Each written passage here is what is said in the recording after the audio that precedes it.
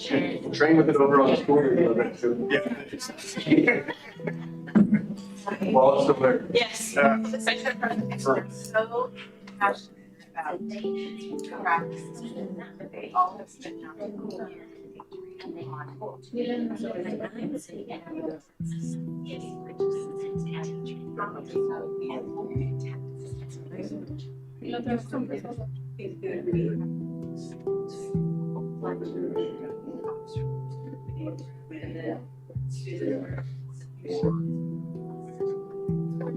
don't know. It's just one picture.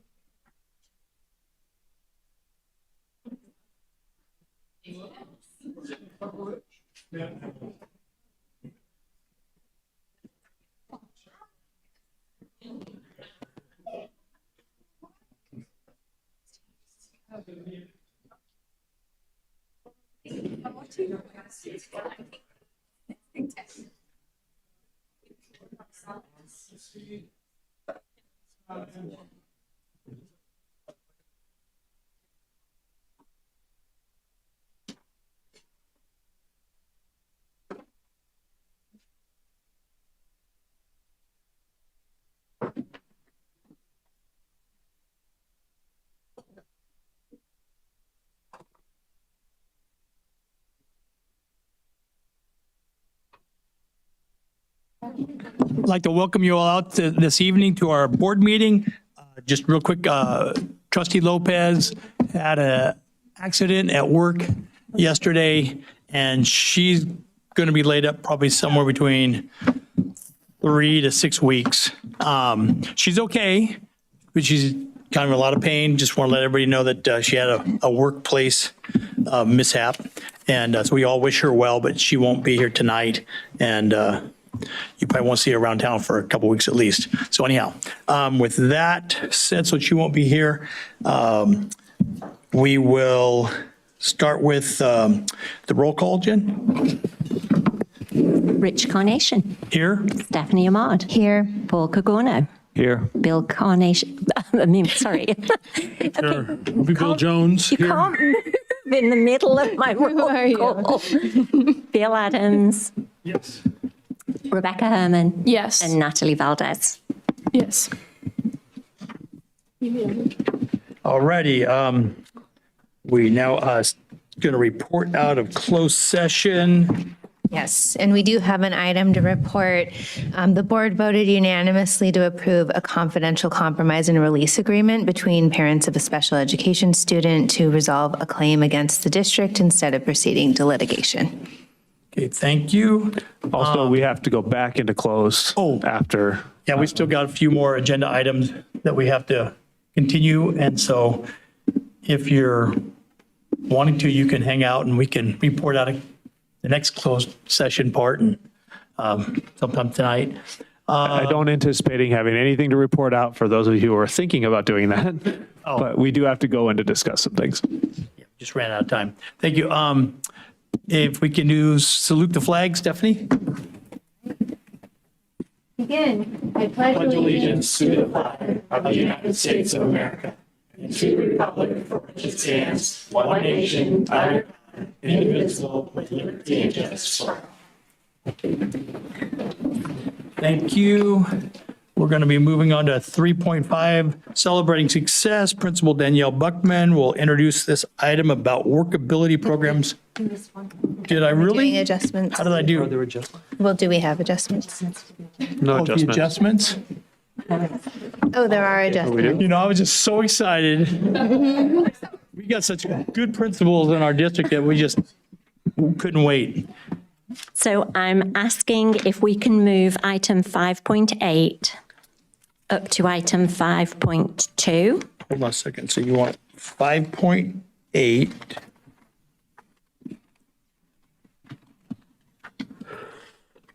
To move it to where?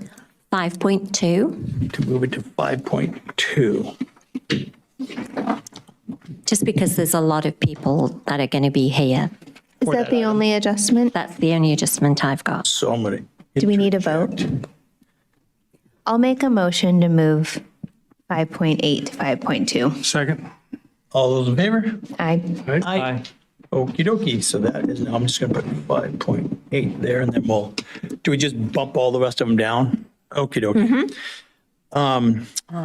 With that in mind, then let's get back to 3.5. Jen, can Danielle come up now? She No, can. I'm just kidding. Absolutely. Danielle, yeah, I'm positive. Well, we'd like to see that. Actually, I do have one important question before you start. Okay. Are you golfing tomorrow? I will not be golfing tomorrow. You didn't invite me to your team. We got a chance, Austin. Oh, you didn't get the invite either? Well, we have more of a chance because you're not playing. Shots fired. It's No, going to be a fun time. It's going to be a good time. just the truth. It's going to be a great fundraiser for athletics. So I'm excited about it. All right. So a couple years ago, I introduced you all to Sherry, our amazing workability coordinator. And she has far surpassed any hopes and dreams that we had at that moment in time up until this time here. And she's going to continue doing that. She always bursts into my office with new ideas like, hey, we should do this. Let's expand here. And I'm like, yes, let's do it. I'm always in. And so what I get the pleasure of introducing tonight is kind of a little bit of fruits of your labor, right? And an amazing success story. And he's sitting right here with his wonderful mom and dad in the fire department. And I get to talk a little bit about Eli Garduno and his experience with workability and kind of what's led him to here. So I'm going to read. I normally don't read, but I don't want to leave anything out. So I'll introduce him. Eli became involved in the workability program after attending a classroom presentation by Sherry and independently sought out additional information about how to participate. He demonstrated initiative early on in the process by completing and returning all of his required forms, which allowed him to move forward to the intake interview with the Department of Rehabilitation, which is a required step in the program. During his intake interview, Eli expressed a strong interest in pursuing a career with CAL FIRE. In response, our amazing workability coordinator leveraged community partnerships to create a meaningful career-aligned opportunity for him. Through collaboration with our local fire department, Eli was connected with the community engagement coordinator, who introduced him to available training and career pathways. Eli was placed in a structured in-house training experience at the fire department, where he developed foundational skills and safety procedures, first aid, CPR, community outreach, and general firehouse operations. This placement also included participation in community engagement events, allowing him to build both technical and interpersonal skills. At 18 years old, Eli became additionally eligible to volunteer independently with the fire department. He took full advantage of this opportunity, supporting the crew during calls and gaining valuable real-world experience beyond his formal placements. He has successfully completed all of his required work hours for the workability program and has taken the next step in his career pathway by applying to become a volunteer firefighter. His application is currently in the background check stage, and he continues to serve as a volunteer while going through that process. Eli's journey reflects strong initiative, persistence, and a clear commitment to his career goals. His experience highlights the impact of our workability program in connecting students with meaningful career-aligned opportunities through our amazing community partners. So without further ado, I'm going to invite Eli to come up and share a little bit of his story with us.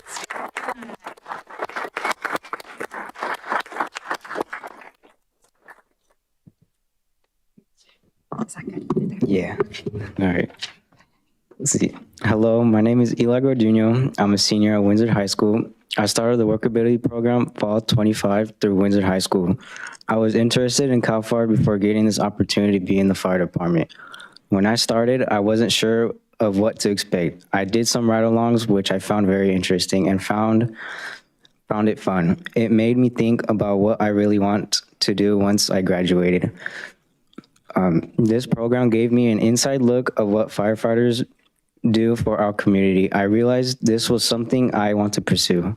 I want to thank the Windsor Fire Department for allowing me to shadow them and participate in some of their events. I want to thank Sherry from Workability Program for this amazing opportunity they gave me. I also want to thank my mentor, Cindy Foreman, from the Windsor Fire Department. I gave thanks to Michael Franceschi for giving me the chance to be a volunteer firefighter. This program was lots of fun and has given me real-world hands-on experience. Good job.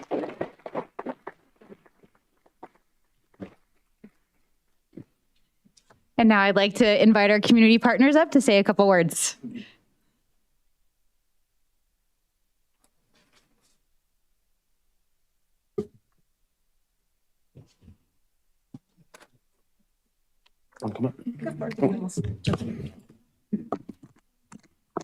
If you can introduce yourself, that'd be great. Yes. Okay. So my name is Charles Hall. I'm a fire inspector and investigator with Sonoma County Fire District. And I had the pleasure of, I was not Eli's direct liaison through the fire department. Her name was Karen. She parted ways with our agency recently, but I kind of filled in her role once she left, and I was involved with Eli quite a bit. But yeah, so my name is Charles Hall, fire inspector, investigator, Sonoma County Fire District. And I want to talk a little bit about Eli. So Eli's first day showing up for this program with us, Karen brought him over to an event at his high school, at Windsor High School, and she made, do you remember this? She made him do a social media, didn't make him, he said he was willing, and he did a social media video explaining where he was and telling people to come on down and to check him out that followed him on social media. So he was just always willing to do anything that was asked. I think Danielle spoke on, he takes initiative. And that is, when I heard her say that, that was like verbatim. I mean, that's the kind of guy Eli is. He would always show up with eager eyes, ready to ask what he could do. If we didn't have anything planned for him, he'd come up with something to do. But things that Eli did when he was with us, we spoke on the ride-alongs. That's literally riding on the fire engine, acting as a firefighter, and going to all the calls, seeing what they do, not necessarily participating in all of the rescues and medical aids, but at least seeing how it's done. Other tasks Eli was involved with, a lot of our rural district, we have address signs, which are contrasting. You can probably see them all over the place. They're usually green background with white letters, and it's to help us find people's properties when they have offset driveways. And Eli made a bunch of those, so Eli directly is helping our fire response to lessen our response time. What else did Eli do? Eli did so much for us. Eli, I think a couple of things involve your family. So you did the Fiesta de Independencia at the LBC, and his family, he had a big chunk of his family came out and saw him there, which was cool to see him in action, working alongside us. He actually got to go to a fire investigation, a real fire. Fire was out. And it had been out for a while, but we had a battery fire in a garage, and he got to ride along with with Karen to meet the investigator, Ryan, that day. And I believe that fire was down the street from his grandparents' house. So while he was helping investigate the fire, his grandparents actually drove by and saw him, if I heard that correct. Well, so you want to know what's really cool about Eli? And so like I mentioned about the Windsor High School, he was there and he's a student there. So the other students, the younger underclassmen, see him around campus. They know of him, and then they see him now at a table and he's still a student there. They see him at a table with the fire department, and I think that sparked a lot of interest in other students too. And we to inquire about how they could. I've been getting a lot of calls about how they could get in his program that he's doing, because they saw what he did and they're like, oh, I can actually do that. So, and another one at Roseland Collegiate Prep, where the students are not in high school, they're younger. But Eli, you probably remember that. That's when it was a career fair, and he spoke to all the kids, and he's young, right, in the scheme of careers. And I mean, he's just getting started and graduating high school here in June. So having the younger kids see him at a pretty young age doing this, I think it sparked a lot of interest in them, and shows his initiative. And it's a true success story, I feel like, for this program, because Eli hadn't really touched a fire hose before he started with us. And I'll guarantee you he's going to be a firefighter one day. So paid career firefighter. He already is a firefighter in my mind. And also, he also would do any task. He washed Karen's car quite a bit. She never, her truck, she never had time to do it, but Eli always found time to clean it up for her.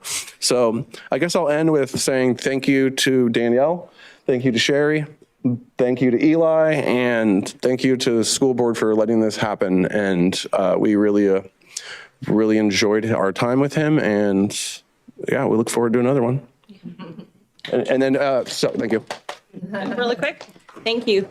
Hi, my name is Cindy Foreman. I'm a Division Chief and Fire Marshal for the Sonoma County Fire District. And we've had the extreme pleasure of having Eli intern with us. And he's worked under and with and next to all of us. And, he came in as a pretty shy, not sure what to think about some of us, was, a little trepidatious, didn't want to interrupt, didn't want to. And pretty soon you could tell he started to feel very comfortable. He started to kind of find a rhythm. We would say, okay, listen, we don't have anything right now for you upstairs, but go check in with the captain downstairs and see what he needs. And, the first time we took him down there, and then we started saying, you go do that, go down, you go down and check in. And that's a little intimidating for, an 18-year-old, but he kept doing it. And when I'd look at him and say, sorry, man, you got to go check in downstairs, he'd do it every time. He pulled weeds in the garden. He helped clean out our prevention storeroom. There's just nothing he wouldn't be willing to do. He stuffed envelopes. He put labels on things. Not sexy, but he was very happy to do each and everything. And we've really seen him come out of his shell. We've really seen him gain confidence. And that's just been a real blessing for all of us. The other thing, I want to speak on behalf of our fire chief and say one of the things that he really, really tries to instill in us is we need to grow our own. And Eli is an amazing example of us growing our own. And we've had numerous kids that have started as explorer or junior firefighters move into a volunteer, move into an apprentice where they're actually writing and working actual shift work.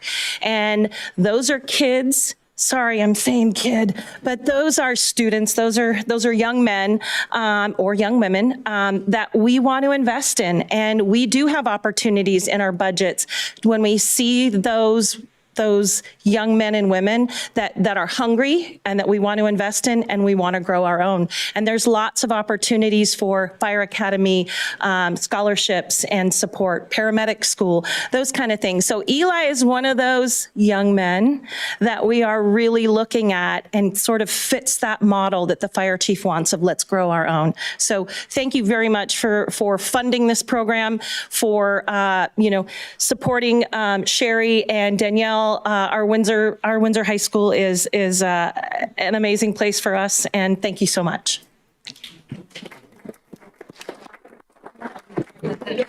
Sorry, it's me again. I forgot one thing. So in fire, law enforcement, military, we have challenge coins. So Eli's earned a challenge coin from Sonoma County Fire. So here you go, Eli. This is your challenge coin.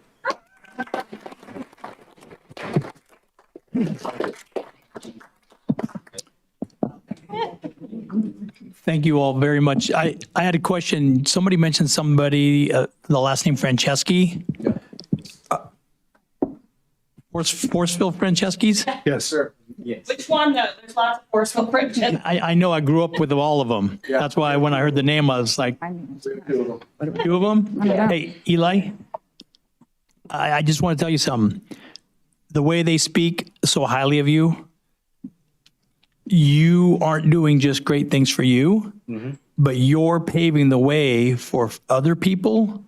By the example you're setting, it makes their job easier to get more people to go down that road. They will be more willing to work with the next Eli and the next Eli. Right. Because of the example that you're setting. I just hired a guy today, and he goes, what am I going to do? I said, one day you might be pulling weeds, and the next day you might be programming a variable frequency drive. You just never know. You'll have big swings of different things, and all of them are important. Yeah. And so when they were mentioning that, I was like, dude, this kid's doing it. So anyhow, thank you for really setting a trail for other people. Thank you. Yes, thank you too. Good job. Bill. Yeah, Eli, before you go and before Sherry and Danielle start, Eli's parents are here, and so congratulations, folks. In my day job, I am the lawyer for the fire district, and I have seen Eli doing his good work. Last year, one of our captains of the football team, Wyatt Morris, graduated. He went through the fire academy. CAL FIRE is very nice, Eli. Be a volunteer here, get the fire district to put you through fire academy and paramedic school, because we will hire you. Came from the attorney, we got it. And everything President Carnation said is very true. You carry a big weight on your shoulders now and have paved the way. So thank you very much. And thank you again, Mom and Dad. Okay. And we're just going to do a quick reminder presentation, right, about workability and what it does and what it's, offering to our students. So our workability program is an opportunity for our students with IEPs and 504s to be placed at community jobs all throughout the town of Windsor. Sherry works really hard with our community partners to build those relationships and to really find a placement that's perfect for that kid, right? It's not just getting them into a job, but it's finding that job, it's finding that manager, it's finding that place that really meets the needs of that student and finding that compatibility and placing them appropriately. This year, we've got 63 students that are working through the Workability program, and we have 47 community partners, right? And it continues to grow. How many did you have when you started? 8. 8 community yeah, partners, not right? really. Isn't that wild? 8 community partners, and now she has 47 community partners, right? That's all this lady right here. She works her butt off, and she's absolutely amazing. And again, here's a hired success story that we're super, super proud of, and we were really excited to share this evening, right? Again, where'd you go, Eli? There you go. Again, congratulations, Eli. Congratulations, Mom and Dad. Thank you for letting us be a part of this. Thank you.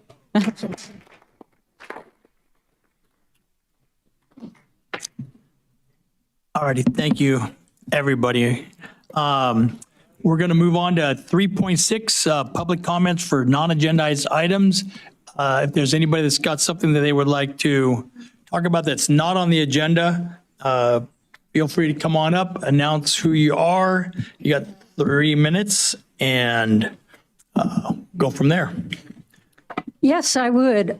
My name is Jane Ellen Kavakovich, and I'm a special ed teacher at Cali and also the garden coordinator. So when I'm at school, oftentimes late in the afternoon and early evening, I get to see our custodial staff, and I am aware of how hard they work. So I am here to really put a shout out and an appreciation for our custodians. Mario, if you've watched him work, he's a dynamo. I mean, he is nonstop, and he fixes, cleans, organizes every second.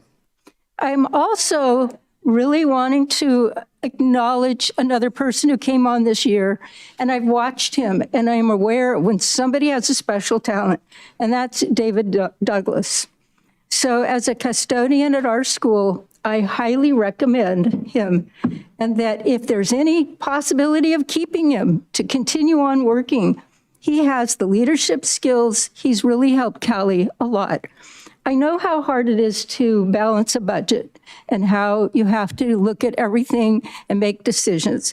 But this young man, when I talked to him at one point, I said, "Tell me about yourself." And he said, "This is an important career for me." Oh, it's not just a job. It's a career. It's a way of working. And actually, when he works with some kids, he has a good rapport with them. He's efficient. He's clean, he's highly conscientious, hardworking, and dedicated to this job. So he consistently works to make our school a better, more beautiful place. Keeps it clean and an excellent working order. His positive attitude comes through every single day. So I, as a teacher and as a person who acknowledges leadership, I want you to remember him, no matter what happens in terms of his employment with the fact that he's just started. He sees it as a career and as an important life work. So I'm just here to say that he has the professionalism and the commitment, and he wants to be a part of this community. That's why I'm here. Great. Thank you very much. And I have written a letter and appreciation. Thank you. Me too.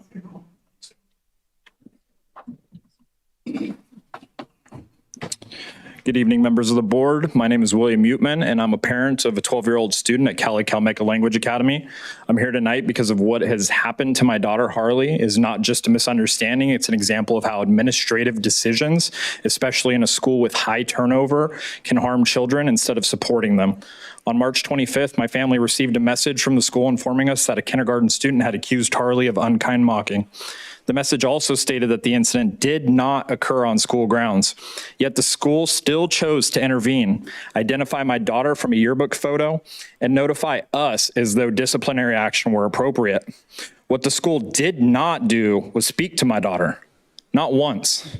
They questioned only the younger child, accepted his statement without verification, and then used a yearbook like a 1950s crime movie to perform a lineup and pick out a suspect.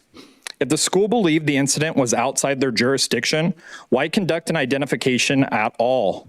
And if they believed it was serious enough to intervene, why was my daughter denied the basic fairness of being asked for her side of the story? Had anyone spoken to her, they would have learned something important. This child is our next door neighbor. There's a long history of neighborhood conflict involving multiple families, something the school could have known because they never asked. Instead, they delivered a message that effectively told us to reprimand our daughter for something they openly admit they could not investigate. The result? My daughter now feels unsafe in her own neighborhood. She worries about retaliation. She worries about being blamed again by that same neighbor. She worries about being misunderstood by the very adults who are supposed to protect her. Harley is a nearly straight-A student, an artist, and a child who avoids conflict. She's also a kid navigating the challenges of divorce and a shared households. Her emotional load is already heavy. This made it even heavier. And this incident doesn't exist in a vacuum. Cali Calmeca has experienced significant administrative turnover, and that instability shows. It affects judgment, consistency, and the ability to understand students as whole people. But this isn't just a Cali issue. Both WDEA and CSEA have been raising concerns during contract negotiations about the district's struggle to retain staff. Teachers and support professionals are leaving because pay isn't competitive and rising healthcare costs are eating into any salary gains. When a district can't keep people, schools lose institutional memory, relationships, and the steady leadership children depend on. What happened to my daughter is exactly the kind of mistake that happens when a school is constantly rebuilding itself from scratch. I am asking the board to ensure that Cali's administrative practices reflect fairness, due process, and common sense.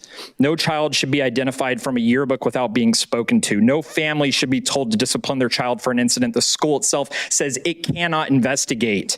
And no student should be left feeling unsafe in their own home environment because adults failed to gather basic facts.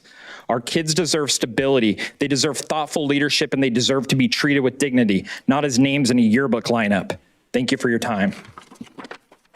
Thank you. Actually, we're going to have a topic coming up, 5 point, excuse me. Yeah, 5.6, but it touches on the MOU. Doesn't touch on this. No, actually it was on the, where's the speech one? 5.4 that might have, you might want to stick, it may have something, you might be interested in that discussion. I appreciate it. Thank you.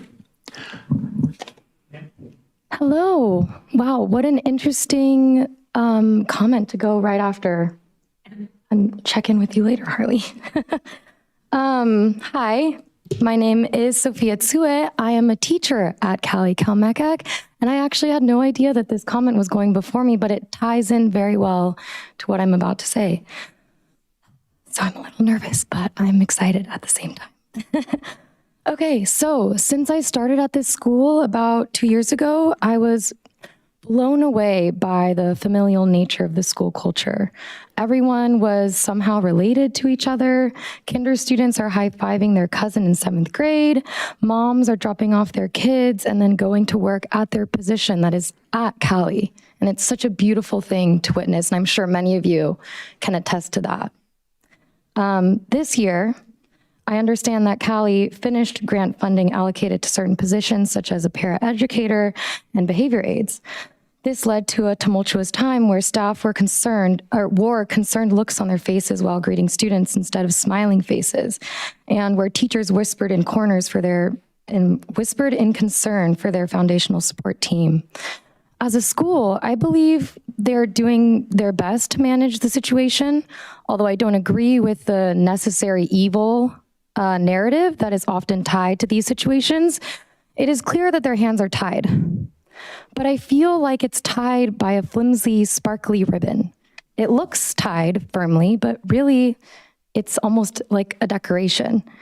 From my understanding, correct me if I'm wrong, the district had $3,370,378 in their reserve for economic uncertainties, which is 5% of the total expenditures of $67,226,688, when, according to the California Department of Education, should actually be 3%. Since our daily average attendance, it was approximately 4,383.56. I don't know how you could get 0.56 of a student, but maybe they come for like half the day. I don't know. So if the district were to be at 3%, there would be $1,353,577 left over in those reserves. I'm very open to any other conversations surrounding this money because I'm new to understanding these kinds of budget things. But to my kind of teacher eyes, I was like very impressed by that amount of money. So based on this information, I'm wondering a few things. Why are schools getting more students with behavioral difficulties that are expected to be accommodated for, while schools are letting go of counselors, behavior aides, and paraprofessionals? First question. Second question, why aren't schools like Cali with such a large population and, administrative turnover as mentioned by the person before me, why aren't we being supported by the district to fill these holes and meet the needs of the students and the families? And lastly, does this lack of support align with goal number 3, that is one of the goals of the board, to create and maintain optimum learning and working environments for students and staff? Those are some questions that maybe y'all can ponder. Maybe we can talk about it, as I will be a union rep next year and you'll see me more. But yeah, just some things to think about. And I think it was actually a great opportunity. So thank you so much for your time. And yeah, have a nice evening. Thank you. Thank you. Is there anyone else that would like to speak on public comment? Alrighty, seeing none, we will move on to 3.7, report from student board members. Oh, by the way, just in case some of you are new, public comment we're not allowed to really discuss. Yeah, it was just things to keep in mind. Sure. Oh, Yeah, thank you. yep, just in case. Well, I haven't seen either one of you two before, so I just wanted to make sure you knew. The 3.7, a report from student board members Rebecca and Natalie. Hello. So this is our presentation for the month of April. Next slide. So first up, Maddie Washburn, they had a scholastic book fair from March 30th to the April 3rd. And then second grade had a wax museum. And that's a picture of Neil Armstrong, if you couldn't tell. And so the way that the wax museum worked was that each kid had a poly spot in front of them, and when you tapped it, they would give you their spiel on the person that they had chosen from history, who I think the prompt was someone who inspired them. And I thought this was super cool because this was just a few days before the Artemis launch. And so it was really fun to see that. Here are some photos from some third grade events that have been going on at Brooks, and this Friday, tomorrow, is their Jaguar Pride Day, so all students are encouraged to wear black and gold and all of the Jaggy print they have.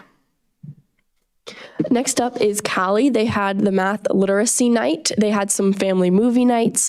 They had some 4th and 5th grade student of the month things, which I learned are actually like kind of rallies, which is cool. And coming up, they have a PTA meeting on the 20th at 5 p.m. They have the 5th grade student of the month on April 22nd in the morning, and a walk and roll to school day, as well as a coffee with the admin on April 24th. So the picture in the above is from career day, and then below is from the rain that we had, and it's a double rainbow. I thought that was so cool. The secretary there sent that to us. Windsor Middle School wrapped up their Jaguar Color Run on March 13th, and on April 24th from 7 to 9 p.m. they have their Spring Fling School Dance. Do you want to go over this? Okay. So Windsor High School has had our club carnival. We also had the Splash a Senior Day, and there's some photos from that. We had the Windsor High School Outlets, which was like a collection of live music and art that are all student connected, and mostly Windsor students, but also students who go to other schools. And it was about kind of bringing together the high school arts community, not just within Windsor High School, but all of Sonoma County. And on the lower right-hand corner, there's a poster for that, which was drawn by the Vice President Jazzy of the music club. And I just thought that was some really great art as well. We also had movie night on April 9th, and it was Cinderella Story. And then upcoming, we have a lot, so I'll just talk about a few things on the slide. The spring concert will be on April 21st at 6:30 p.m., a collaboration with Windsor Middle School and orchestra and Cali band students. On May 1st is the Academic Awards Assembly, which is something that we started last year. And we actually this year have 2 officers that have been working on this and dedicating a lot of time to planning this the whole school year. So finding ways to recognize students, not just athletically, but academically, and then any awards and scholarships as well. We have the prom rally on April 24th, which is a community-wide event. It's free. There's food trucks, there's performances, there's lip dubs, a lot of fun. Graduation auditions will take place April 29th, and applications for this are due April 22nd. They're looking for Spanish welcome, someone to sing the national anthem, and overall welcome speeches. There will be an awareness week from April 27th to May 1st. It's currently to be determined, but you should hear about that soon, which is worked on by the Wellness Center as well as Youth Council, which is the club that works with Trevor, our wellness advisor. Prom will take place April 25th from 8 to 11 p.m. at the Backdrop in Santa Rosa. Product 26 will be on May 7th. So this is an awesome way to see all of our career technical courses and ECE programs as well. Lady Jag Bowl will take place May 15th from 6 to 8 p.m. There will be an Avids Award Night on May 18th at 5 p.m. And lastly, I added this in. It isn't a big school-wide event, but it's our Junior Jaguar Leadership Conference. So this year we're expanding to be inviting students from Maddie and Brooks leadership programs, as well as Cali and Windsor Middle School. And this is a place we also have an officer position dedicated to planning this the whole year. We meet at the town green, and it's a great day of learning the ropes of leadership at Windsor High School and getting to meet new students. So yeah. Next is Big Picture Learning. So they presented their end of Q3 exhibitions before spring break, and they also had a Leaving to Learn session, or a Leaving to Learn day at Sessions, which is an indoor climbing gym. And coming up, they're going to be visiting the Academy of Sciences, and they'll also be releasing the steelhead trout that they have raised in their teacher Shannon Johnson's classroom. Another really big thing going on for them is the LTI, which is Learning Through Internship Showcase. That's on Wednesday, May 6th, and from 5:30 to 7. And so that's just kind of like what we do with Showcase on the main high school campus. So just going over like what the students have been doing in the past year through their internships. And this is some photos from their day at Sessions. Windsor Oaks Academy wrapped up a few of their monthly events, their Fiesta trip on the 13th, a bowling trip on the 24th, and their Lake Sonoma Steelhead tour. And then these are some photos actually from January that we hadn't seen. We have a shared album with Oaks, and we hadn't seen these, but this is something they had on January 26th that recognized some of their seniors. So there's Miss Buckman there and some of the teachers too. Do you want to talk about this? Yeah, so obviously we have Best Buddies meetings every Wednesday, and we've actually been heading out. These are some photos from our track practice with Mr. Tonelli and Mr. Cameron's class at Windsor High School. So actually Megan Johnson, the president, was going to come, but she's also a varsity softball player. So she's at a game right now, and she had flyers and everything. So maybe she'll swing by and bring those in a little bit. But a really cool thing, she actually got nominated for the Inspiring Diversity Award for the Press Democrat Award. So that was from last night, and her topic was actually Special Olympics and the Bridges program at Windsor. So. And then finally, we're doing the WUSD spotlight a little differently, like looking at the end of the year. So this month, we've decided to talk to students and talk to them about what their favorite events was from the last year. I think the reason why we go over all the events at every campus is so that everyone can kind of understand just what the schools are doing. And sometimes you lose the smaller details of the kids' day-to-day lives when you're looking at all these like bigger policy things. And so we wanted to really key in on that and look at what the kids really liked from the past year. I also wanted to mention that Cali is the only school that we have ever had to do 2 slides for other than Windsor High School. And obviously like, we're at the high school, so we know everything that's going on. But like Cali just has so much going on. There's so many grades. They're taking care and like paying attention to all of them and making sure that all of them have just really great events. So I talked to 2 classes this week. I talked to a 2nd grade class, Maestro de Luna's class, or 1st grade class, sorry. And they talked to them. We went through and we looked at every like field trip and event and guest speaker that they'd had over the year. And we looked at photos, and they told me about what their favorite things were. Big things were the pumpkin patch. And there's a picture from that where they're with their teacher. And then also when they were celebrating when they were learning about the Mexican independence, their teacher dressed up, and a big thing in 1st grade and like with younger kids is chanting. Like they just love to chant, and they'll take any opportunity they can. And so they would call it Viva Mexico because that's what they got to chant with their teacher. And so they really, really enjoyed that. I also spoke to some of the representatives from the leadership class, which is the upper school at Cali, and they were talking about some of their favorite things. So they really liked the Dia de los Muertos celebration and how it's set up so that all the grades can kind of participate in it at once.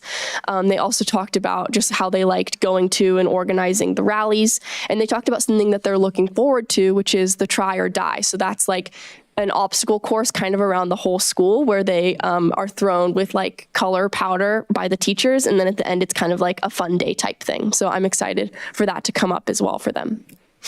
Thank you.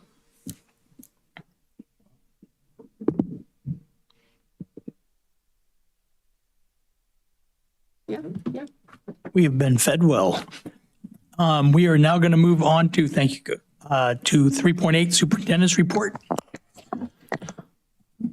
Thank you.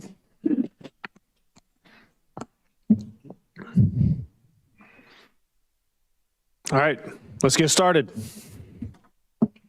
So something we've been doing that I wanted to point out, because I don't know if you've seen them or not, but we've been doing Finance Fridays. So we've been posting them on our district webpage. So we know school finances are confusing, and we know that for instance, Cali has its own budget, right? So not a lot of people understand how all of our school finances work. So we've created really I think we have 12 different topics that we're going to go through. I think we released 2 or 3 at this point. I was going to try to play one. Should we try it? I don't know if it's going to work or not, but we'll see. Is there sound?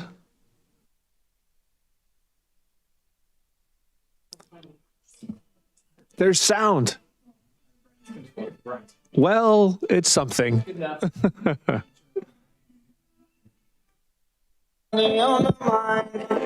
great a love it would fix me all I've ever desired.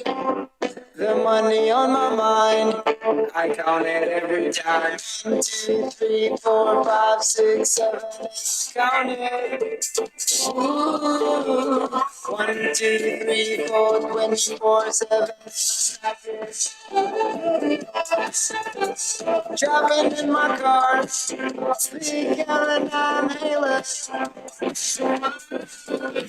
A party going down, and everybody counting 1, 2, 3, 4. Jumping on the floor, 5, 6, 7, 8. We wanted to be quick snippets, right? Because we know people don't have long attention spans. So Heather's created all of these. I think they're pretty cool. I think just that little bit to understand between unrestricted and restricted funds is a significant part of what we do. And so we have a number of those.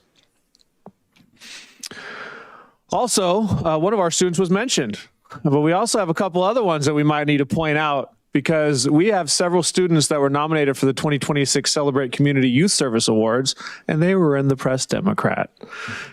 So winners were announced last night.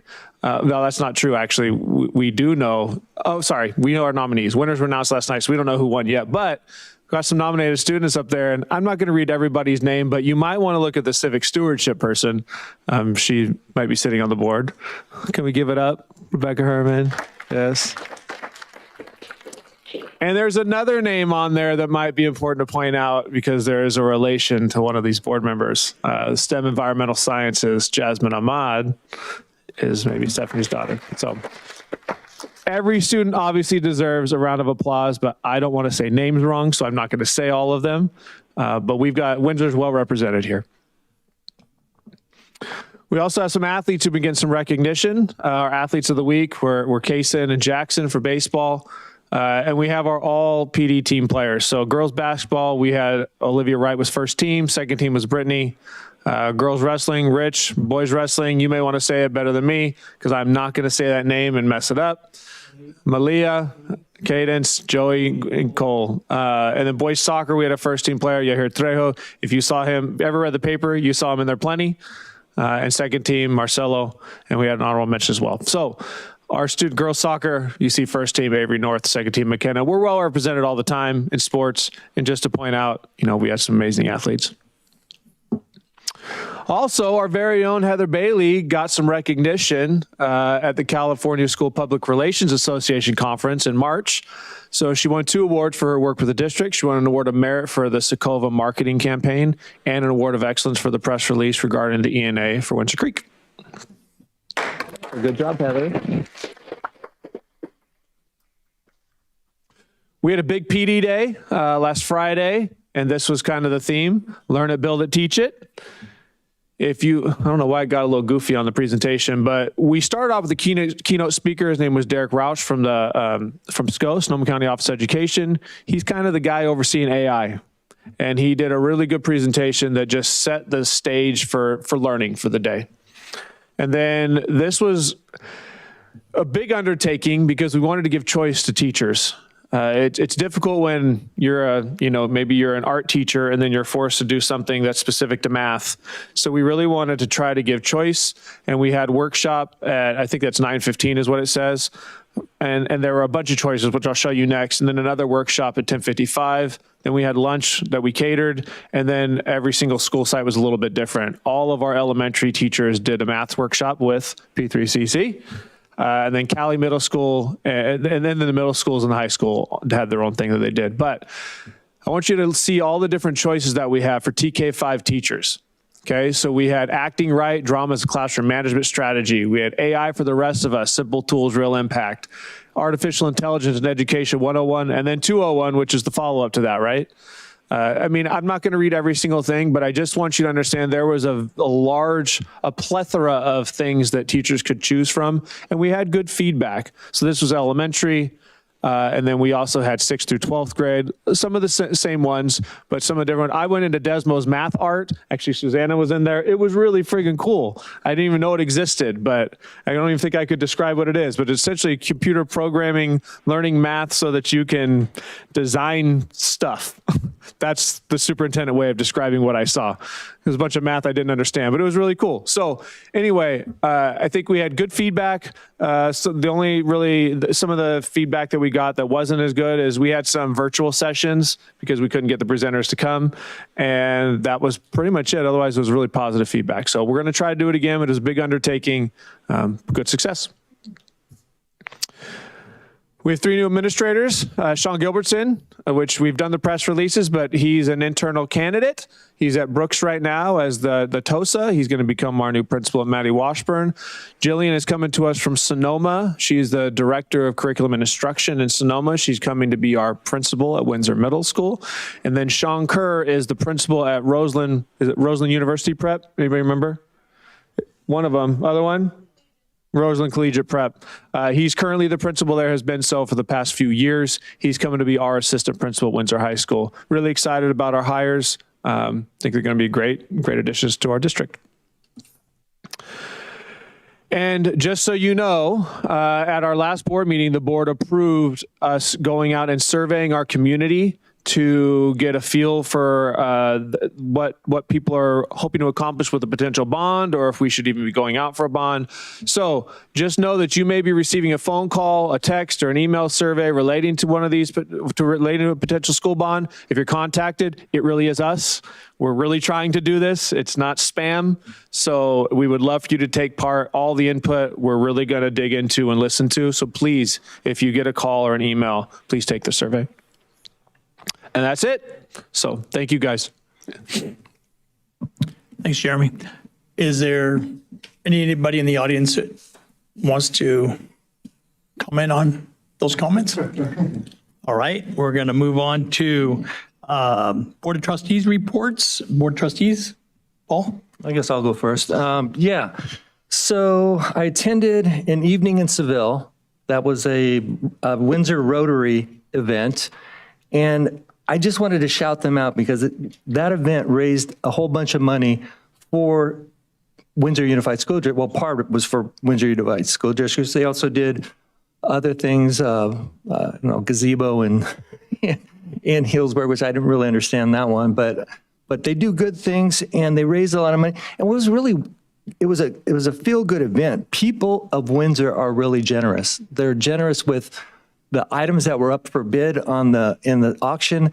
I mean, there were trips to where was the one trip to? I can't remember the trip. The Oregon, yeah, that one was good. Like you rent a whole house, and it only went for like $1,500. Do they know for a week? Do they know how much it would cost you to do? So anyway, it was kind of cool. But they raised a lot of money. The things that they said that the Windsor Unified benefit was AVID, the AVID program, Windsor Middle School Farm to Table, Windsor Middle School Student Theater program, 5th grade science camp. So these are all big hitters. But the one that was kind of cool was they had someone talk about this ACC communication device, which was kind of cool in order for the teachers to be able to communicate to non-communicatable kids, like he pushed the button and would talk. I mean, it didn't really work real good in the presentation, but I could see how that would be helpful for the teachers to be able to communicate with their kids and their kids to be able to communicate with the teacher. So it was really kind of a feel-good event. So that was good. The other things I had were, I'm going to ask the district for, I would like to know an update at some point. You guys can just write this down. The e-bikes and scooter plan, how is that going? I would like the board to have an update on how it's going because frankly, I still see a lot of those running around on the streets. The other day I saw 2 girls on a scooter, an electric scooter, and then behind them, a 3rd girl on a scooter. And first of all, they were not 16. So right away, that's illegal. And I know it's not our job, it's the police job to police it, but it's still disturbing to see that happen. Almost any day of the week, you can go down one of the side streets in Windsor and see an e-bike with a throttle and a kid doing a wheelie. Raise your hand if you've seen a kid doing a wheelie going down. I mean, I see it all the time. Again, not something that we need to police, but I would like maybe communication with the police to see kind of what maybe is going on. And then a report about how our bike identification at the middle school is going and how that's being monitored to and from the campus there. So that would be awesome. You want to just say? Well, go ahead and just say if you know the answer. So I was there last week and checked all the bikes. I just went over and checked them. And then Windsor PD was out on force today. I know, I got pulled over. On my scooter. Yes. Yes. And were you doing a wheelie? Were you doing? Come on. I really did. You got pulled over on a. Why did you get pulled over? Because my scooter wasn't registered properly. I think they take it as serious. Good. Yes. Well, no, that's good. So they were out today. I saw them patrol. I saw them talking with kids. They were passing out stickers, and they were doing their education piece, like they said. But I did not get a sticker or a ticket, but I did get pulled over today. Well, they need to pull over the kids, not you. Well, yeah. So I did see them out today. Motorcycle patrol was out there, and they were talking to the kids, and as they said, they want to go education first, and then if they have to. Fortunately, my scooter was too big for him to impound. Yeah. So he let me ride it home, but. All right. Good times. Yeah, but again, I don't know that the word has gotten to the parents that they cannot ride those scooters. It's illegal. I mean, I don't know where we got to put banners up. Your kid is under 16. They cannot ride e-scooters, period. End of story, until they change the laws. So anyway, that's my little rant on that.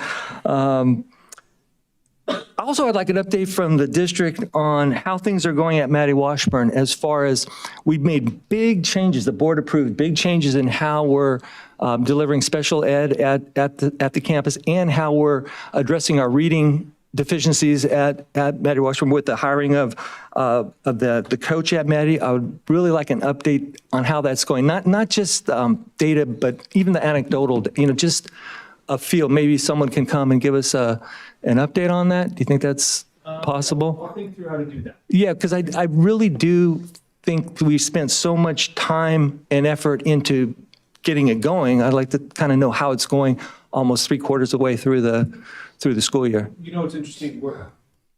We're looking at our assessments heading into next year, and I wonder if that wouldn't be a good premise to use for the update. Yes. So maybe we could talk about that. I think that makes sense. No, that does. Okay. And then lastly, I loved the presentation on the Workability program, but that's only for kids with IEPs and 504s. And I looked at the chart and it had 47 community partners that are participating.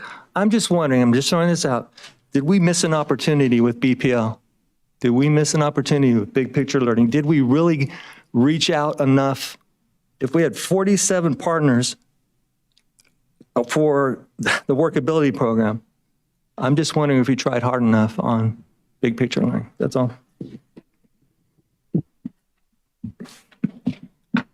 Bill, Steph? He gave you that. Okay, he gave you that. Yeah, I don't really have a report this month. Just still enjoying serving on the board, taking every day as it comes. It's been a pleasure. But I don't have a specific report for this month, so I'll pass it on to my colleague, Bill. Or Rich. I just got a couple of things real quick. I heard Bill say one go last, so I'm gonna. We did a little bit, mentioned it, but I want to mention again, Malia Ramos and Joey Guinella, they went up to Reno this last weekend with some of us coaches. They went there and us coaches went too. And it's the Reno Tournament of Champions. It's the West Coast version of the Super 32. So there's all the good kids from all over come to that tournament and try to win these great big ginormous eagles and all kinds of stuff. Anyhow, Malia and Joy both went, and both of them won the tournament in their different weight classes. And Malia's a freshman, Joey's a sophomore. Both did really well. They do it at different times, so I didn't get to see her matches because they do it based on the different grades and age groups and stuff. They've got little kids there too, so it was huge. There was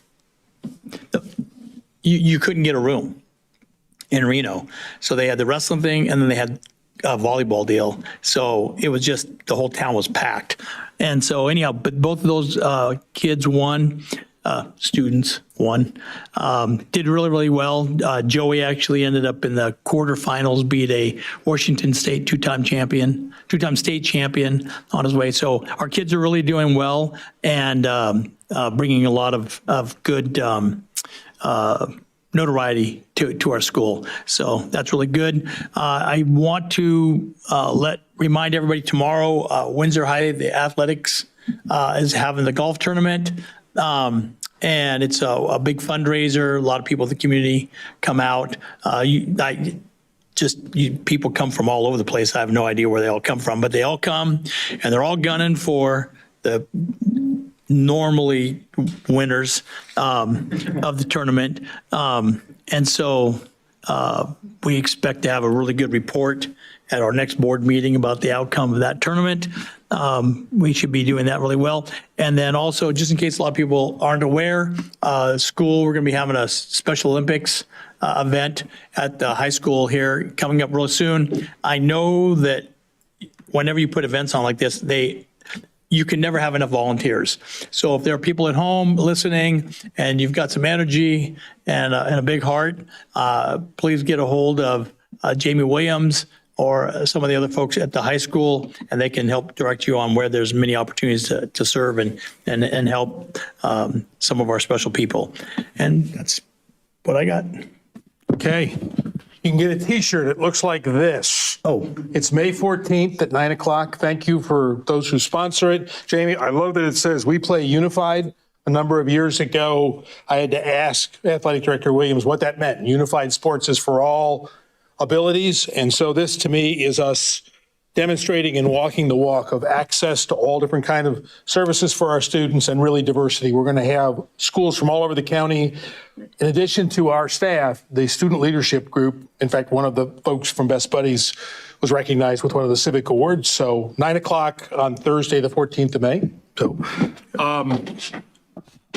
Rebecca and I are going to jointly report out in a second about our VAPA ad hoc meeting and just let you know that. I wanted to throw another shout out, though, to Heather Bailey. Congratulations on that award. Many people may not remember 5, 6, 7 years ago, the California School Boards Association has golden bells and other sorts of things that recognize schools and school districts and individual educators. And they inaugurated an award called the Golden Quill. And Heather at that time was still working in the Fourth Estate, and she was the editor of the Windsor Times and some other newspapers, nominated and was one of the statewide first-year winners of that for coverage of education. And so I haven't forgotten that. When we wrote it up, I did help doing that. And so congratulations on that. Do you want to maybe start, Rebecca, about the ad hoc committee, and then we'll... It's interesting. We had a number of different things that people talked about already in the meeting about the various things that are art and art related. And we're talking about that. So why don't you start and I'll sort of fill in gaps as you're going. Yeah. So the Visual and Performing Arts Ad Hoc Committee met and would recommend that we review and update the strategic art plans. We looked over the past plans, the one that was made in late 2010s and the more recent one made just a few years ago, and talked about kind of where that was lacking and where we think maybe there could be edits made. I think some major goals of ours are just the culture around the arts in Windsor Unified School Districts, specifically around like our community partners, I think was a big thing we talked about, in making those connections and making those very intentional connections to have them meet with the district and be like our partners, I guess. And I think a big thing that we want to focus on is making sure it's sustainable. So starting early so that we can grow the culture from a young age to make it so that our upper schools will be provided with just some really great performers and people who are interested in the arts. Do you have anything specific? Yeah, I think one of the things we'd like to do is we have an Arts Tosa and Elizabeth Robertson is between now and our May meeting, get an initial stakeholder group together, both faculty, staff, students, and these community partners to talk about objectives and how to eat the elephant, maybe one spoon at a time. We have a lot of existing capacity and programs. We're spending well over $1 million in FTEs for, I don't even know how many it is, 12 or 15, and all kind of other programs that we have, and to catalog at all our different campuses what we already are doing and where there's ability to perhaps reinforce with a modest level of effort or finance, and others where maybe a program has lapsed and could be invigorated. One of the things we talked about as just a thing to look at without advocating that this has come through any kind of stakeholder scrubbing. A number of years ago, we used to have, in addition to ensemble music, we had a very vibrant choral program. There was chorus teachers, a full-time teacher at middle school and high school. There are right now maybe 75 or 100 Brooks students, not all the fifth graders, but a great number of them. And right now, as they graduate and go to our middle school, there is not a choral program there. And so as a music possibility, one of the things we talked about is, like Rebecca was fundamental behind helping some of the students by establishing a student-driven theater club this year, about possibly having a choral program start at the club level at the middle school and high school, maybe starting next year, with ways to do that, because it's music where you don't need an instrument. You don't have to learn to play the flute or the trumpet or anything. You just come with it and your rhythm. So that's the kind of outside the box thinking we're thinking about, but really to invigorate this. And I appreciate very much Rich and Rebecca. And I think this is not really for action today, but we would come back, I think, with some initial feedback from the stakeholder group at our meeting in May to map out what does next year look like in taking the best of these plans that we have and reinforcing those. Some stuff may be overcome by events or time or whatever, but really make an assessment. We were the gold standards of arts program right before COVID. And got millions and millions of dollars of grants because we had an effective plan off the shelf that we could use. And we're not quite that ready anymore. And so I appreciate the opportunity to do that. And there's more to come on that. So thank you. Thank you as well. Thank you, Rebecca. All good. All right. Thank you, everybody. Moving on to 310, Staff Association reports.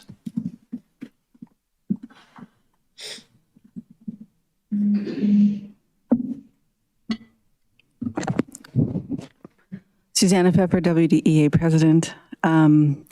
Let's see, where should we start? So WDEA has elected a new executive board for a 2-year term. We have the President, Joe Collins from Windsor High School, Vice President Jamie Hamilton from Windsor Middle School, Treasurer Emma Donahoe from Windsor High School, and Secretary Catherine Mirabali from Brooks Elementary School. And that's the first thing I wanted to let you know. That's all been settled. Most of the site rep positions are filled. There's a few openings still at the middle school and at the high school.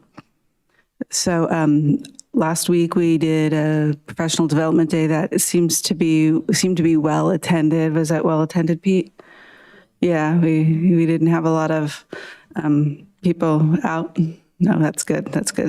That's a shift. That's what we want to see. Professional development is for us, and it was nice that it was for us, and a lot of it was by us. We had a lot of in-house people sharing their expertise, and that was really, really nice. And the last thing that's going on is WDEA is actively working with the district to maintain our contract standards and what our contract says and what it means, and also the intent behind a lot of our articles that we negotiated long and hard for, and we've been working on that as well, and we hope to continue working on that.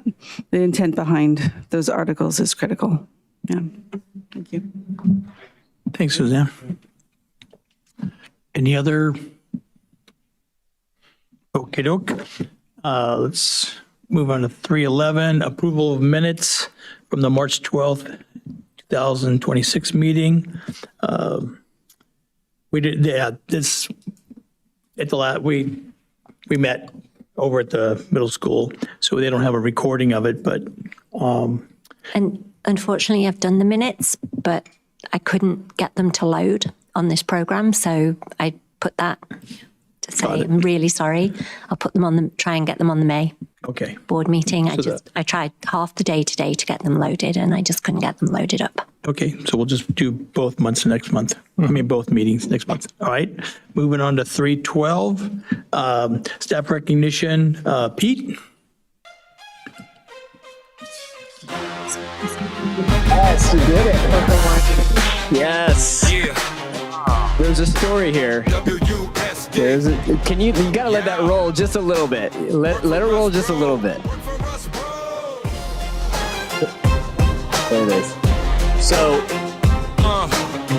staff recognition is also staff recruitment.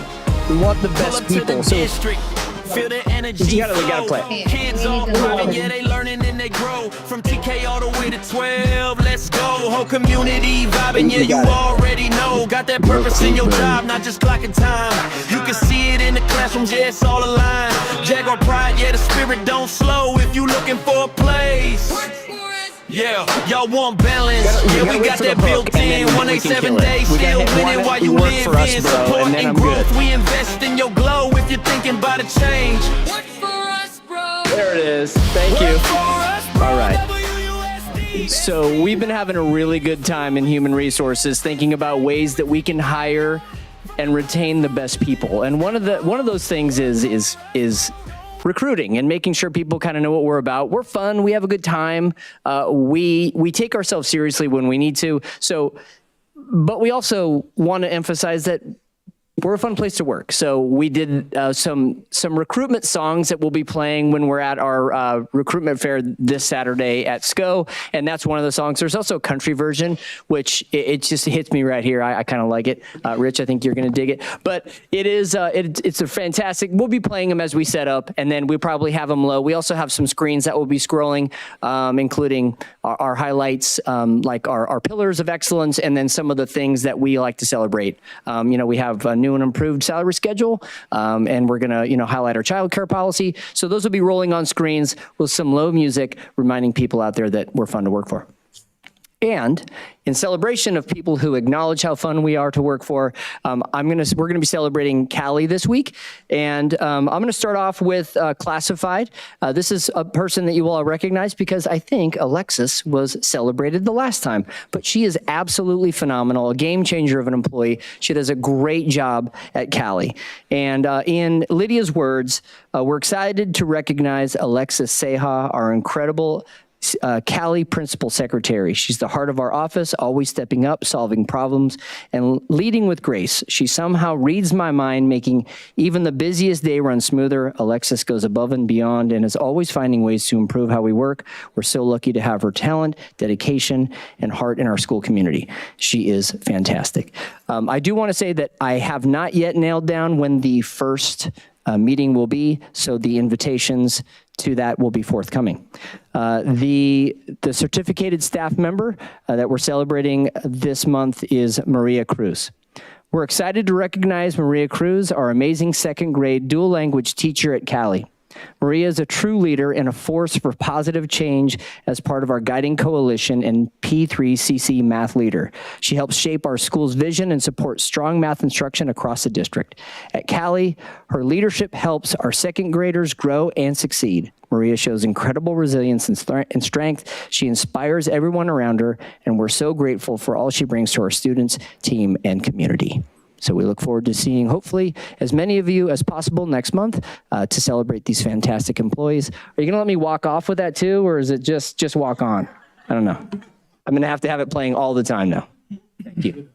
Just walk off. Just wait. I get it, bro. Thank you, Pete.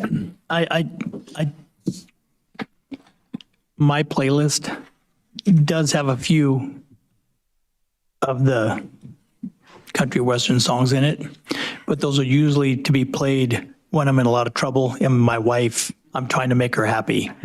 Which is a Tony Braxton. You don't have subwoofers for country western music. Just saying, Pete. It was the truck that, yeah, I mean, I was thinking, Rich has got to like this. You like it. Maybe your wife would like it. She would love it. She would love it. Thank you.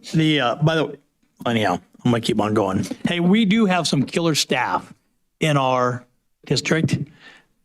And you mentioned one of them who has helped one of the people trying to figure out how to get grandkids scheduled, enrolled, all that kind of stuff.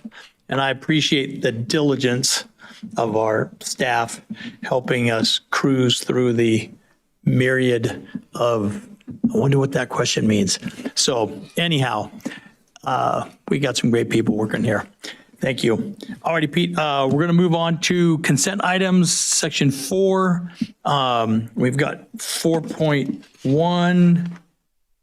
And I'm going to turn this over to Paul, 4.1 through 4.14, and we got some things. All right, so consent items 4.1 through 4.14. Do we have any that we need to pull for discussion? I think we need to pull 4.1. I knew that. I know. So we will pull 4.1 for discussion. Yep. And then we'll pull that one, and then just comment-wise. Are there any others? No, not to pull. I just Any want more I'm for looking for the comment? one. The numbers have moved around from the commission. I'm not seeing it. All right, maybe it moved off. Which one are you looking for? It's okay. Are you looking at the thank you one? Yes. Yeah, where is Number, former 4.4? Oh, there we go, 4.4. Yeah, I just want to recognize, even though the school district and the town council, the town, we're kind of like, two different parts of the same family working for all the same families here in Windsor, but it's we do work collaboratively together a lot of times. And I know that the school district people have donated and given things to the town, and the town, when they have certain things that they can come back and send things that help us, it's just nice. And I appreciate, we all do, we appreciate having a great relationship with our counterparts, the town council and the town services and the things that they do. And I know that they keep us in mind when they have opportunities that they can help enhance kids.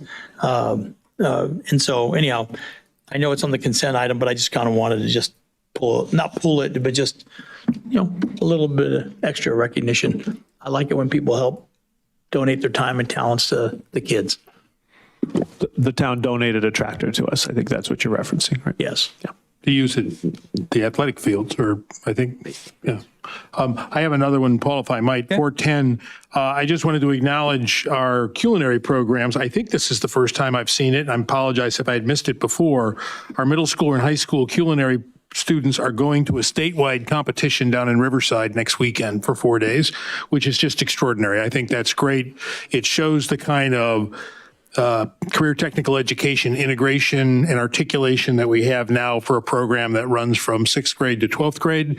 And it's very apropos to what Rebecca and I were speaking about, because that's one of the things that's a real strength in our school system is we have these pillared programs that we deliberately connect from our upper secondary, middle school, and high school students. And so kudos to those students and congratulations. We wish them well when they go down to Riverside, which is a schlep. So, that's like going almost to Mexico. So anyway, thank you. All good. All good. So, okay, we need to talk about 4.1. So do we talk about that? What do we do? Approve the others first and go to that one, or Okay, we the can other do way that. around? I don't know. I don't know. So we, Okay, okay. so are there any other discussion on any of the other items and from the public? Seeing none, we need to have a motion to approve 4.2 through 4.14. I'd so move. I'll second. Okay. All in favor? Aye. Aye. Aye. There's Eli. One. Only some of you got it. And then on 4. So on on 4.1, we have a whole bunch of personnel moving all over the place and a lot of different things. And I think the only exception I think we should consider is declining one of the leave of absence requests for Diane Bryant. And then other than that, she's welcome to come back, but just the way that things scheduling works out, I think that we would have to decline the leave of absence request.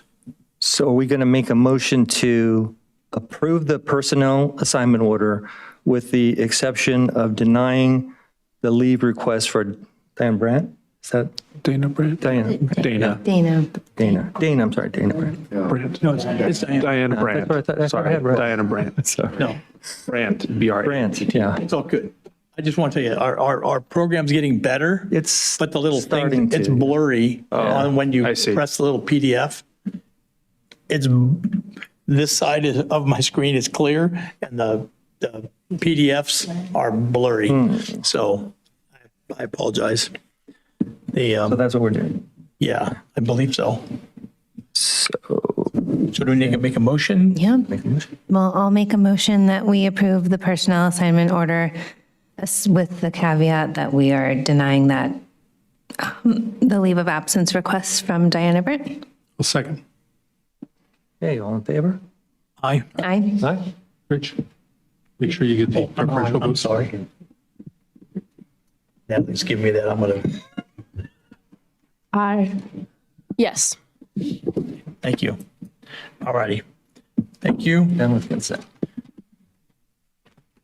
All right, moving on to 5.1, and just a reminder, if people came later, earlier, whatever, we've, earlier in the meeting, we decided to move 5.8 up into the second spot of 5.2. So we're going to have our 5.1 update discussion regarding Windsor Creek campus. Superintendent Decker. Yeah, so we put this on here. We don't have anything to report about negotiations, but we did submit an inquiry to the FPPC regarding Trustee Carnation for Windsor Creek to make sure he's been recusing himself the entire time. But we wanted to know if he had to recuse himself, actually. So we submitted an inquiry to the FPPC. We got the results back. And what we learned is that he is allowed to participate in the negotiation with Gallagher Community Homes. We were looking at two different things. It's PRA as well as Government Code 1090. And they found that he does not have any conflicts.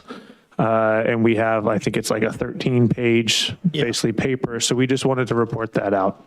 Yeah, the just historically speaking, I'm on Gallagher Community Homes board. It's a nonprofit board, and I was asked to be on that a long time ago. And I'm also on this board as well. But so the question, so I recused myself a long time ago just to make sure that everything was all on the up and up. Normally, the FPPC, the Fair Political Practices Commission, they normally get complaints after the fact. We just had the attorney ask them up front because I've been recusing myself on the board here. I've also been recusing myself on Gallagher's board as well. So I haven't been involved with either side of it. Anyhow, I just want to read, there's two little spots. That way everybody's just on the same page.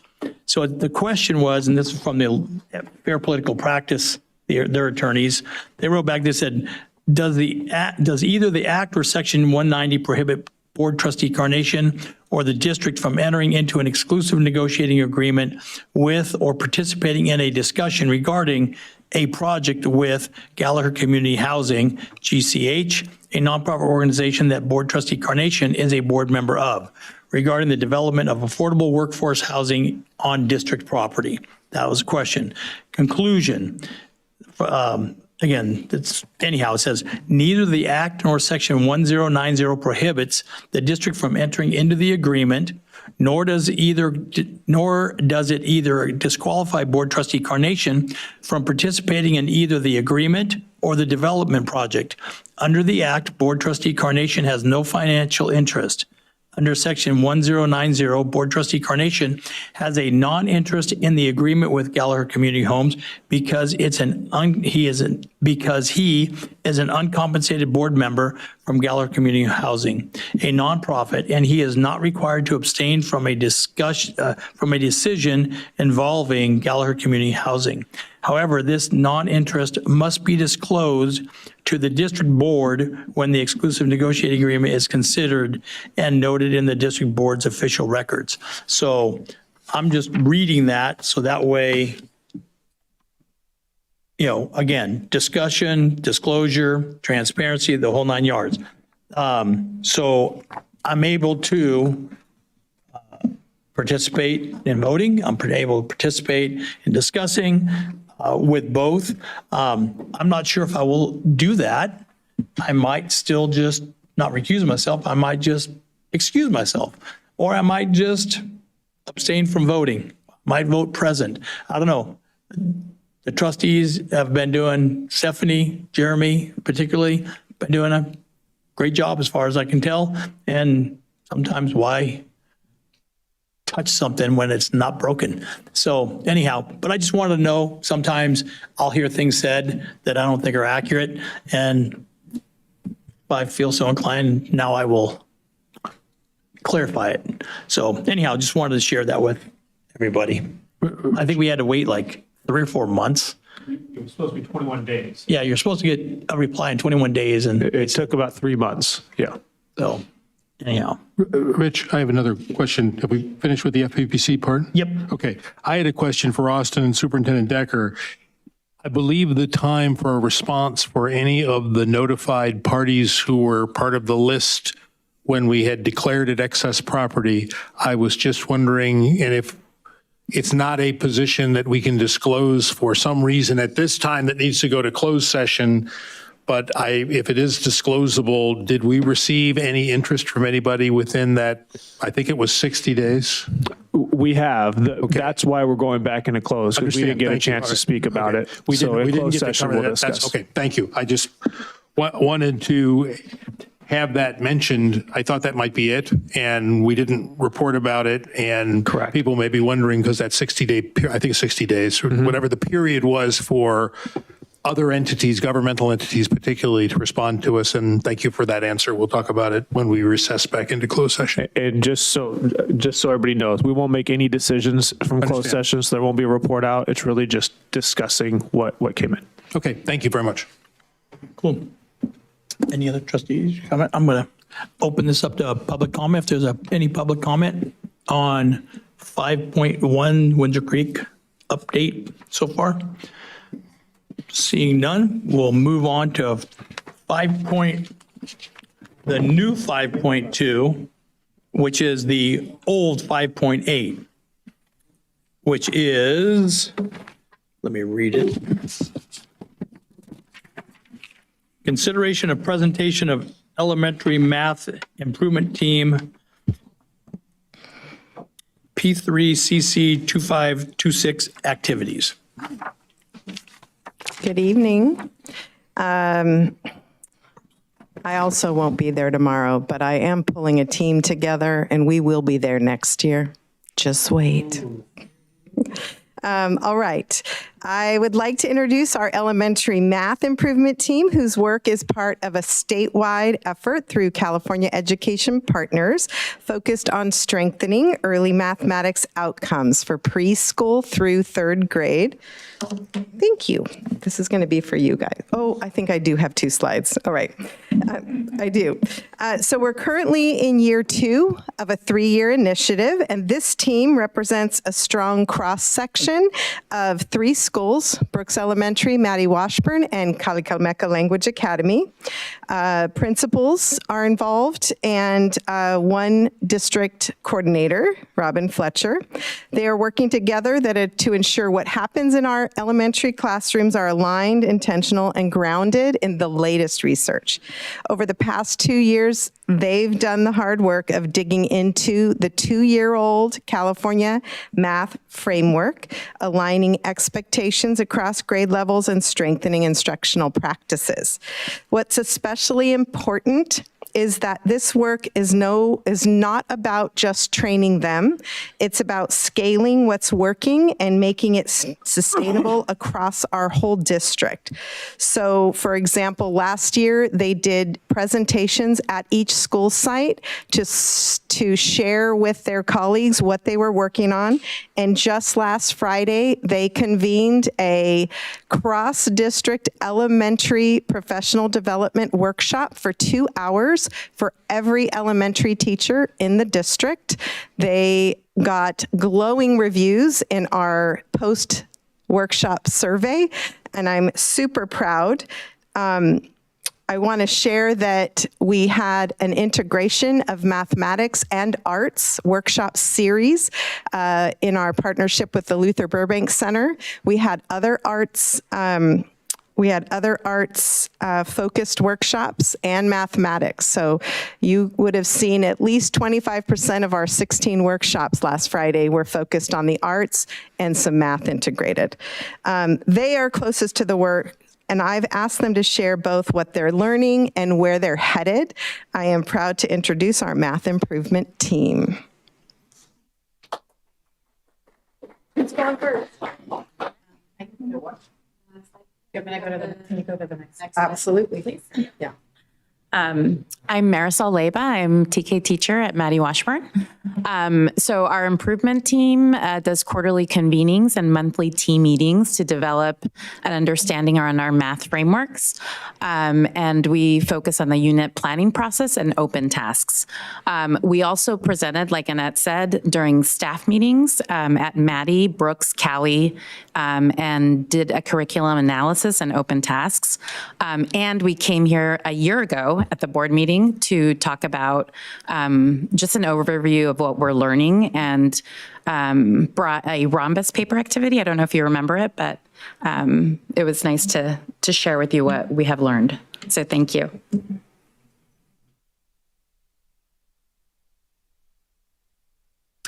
So we are now in year 2, and here is a snapshot of what we've been up to in the past year. There's 3 kind of focus areas, and they're outlined for you on the slide, but there's definitely an instructional focus, because obviously it has to trickle down. Instructional practices have to trickle down to our students. That's what really matters, and that's what the math framework is geared towards. Exploration of the math framework itself is geared towards big ideas. So know that phrase. You're going to hear a lot about it in the coming year.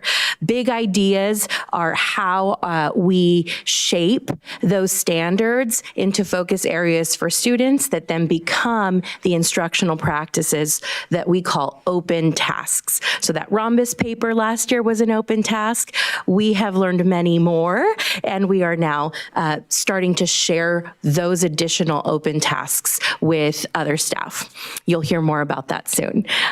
We have continued to, this team and the rest of our teammates have also been continuing to work and spreading our knowledge, our practice now within our PLT work and our site leadership teams. Professional development is one of the huge buckets for us this school year.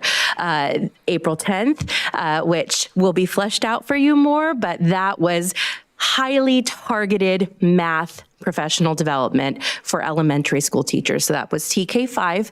The beautiful thing was spanned 3 different school sites, and we were all learning together. It was honestly one of the most beautiful learning experiences I've ever been able to be part of.